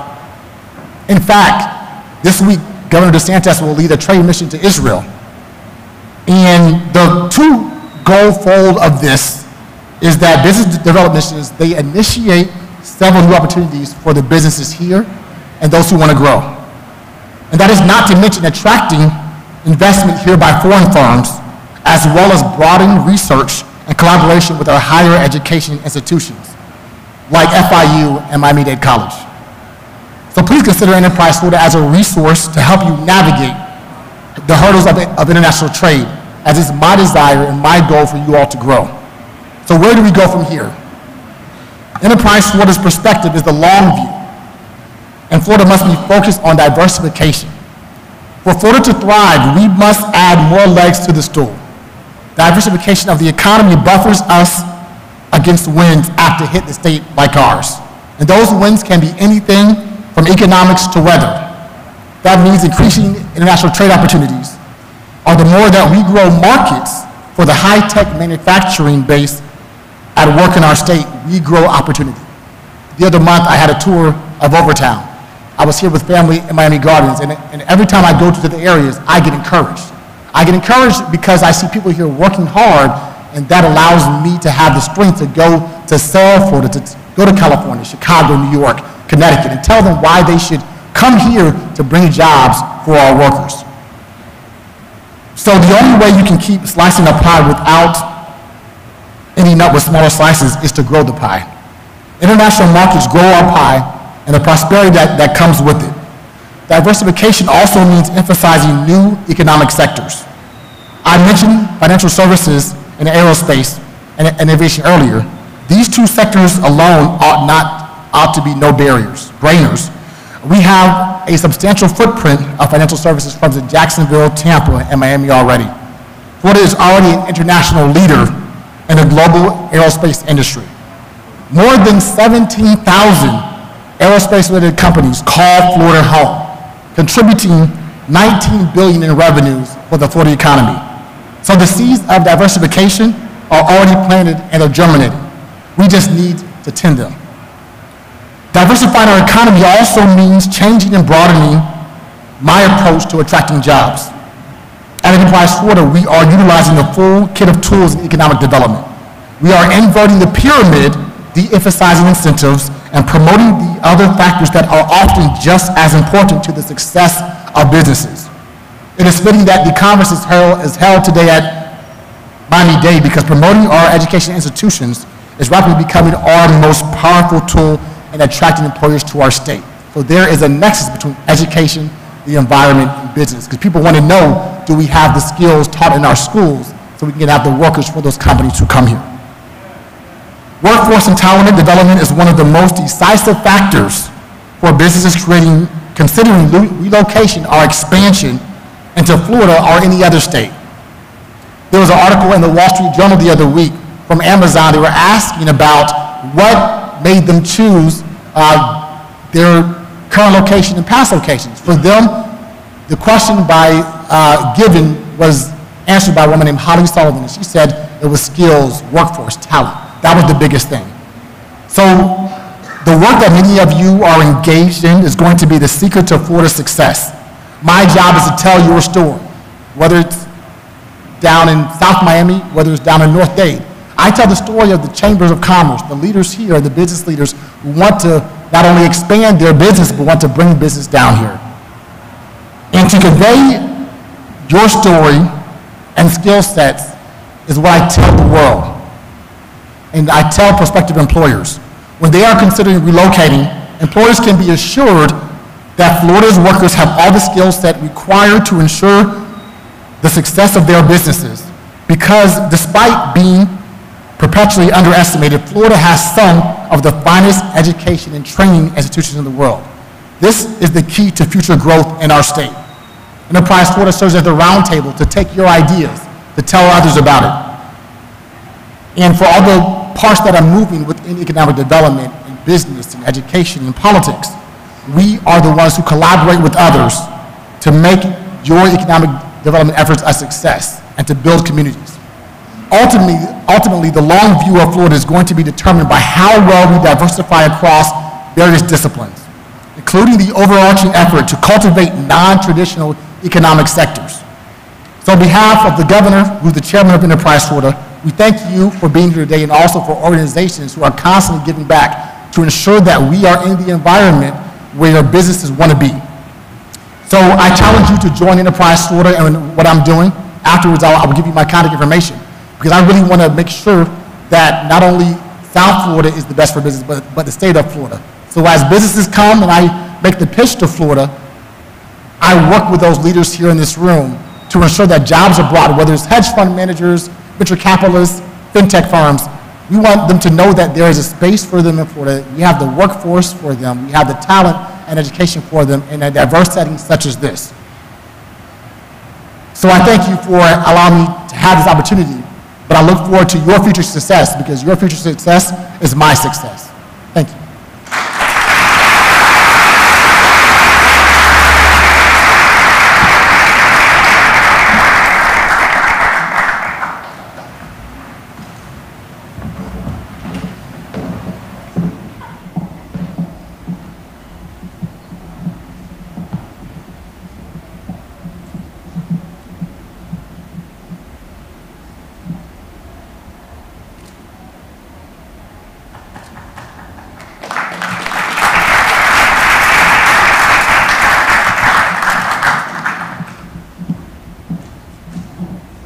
Good afternoon, everyone. My name is Erica Knowles, and I'm the Executive Director of Invest Miami. It's great to see all of you, especially so many of you that are now friends. Thank you so much for attending the 5th anniversary of Invest Miami's launch conference and awards celebration. I'd like to thank our team for putting together an amazing book. You, our attendees, our panelists, moderators, keynote speaker, Jamal Sowell, and of course, our sponsors that make this all possible. Especially presenting and our title sponsors, Miami-Dade College and City National Bank, along with AARP, Greenberg Traurig, Banco Sabadell, BB&T, City of Miami, City of North Miami, DreamX, Emerald Construction, First Service Residential, Florida City Gas, Florida Power and Light, Hunt Real Estate Capital, Marcus and Millichap, Miami Parking Authority, Popular Bank, Riviera Point Invest and Development, Stantec, PRP Wine, and Bacardi, among other table sponsors. Please give them all a round of applause.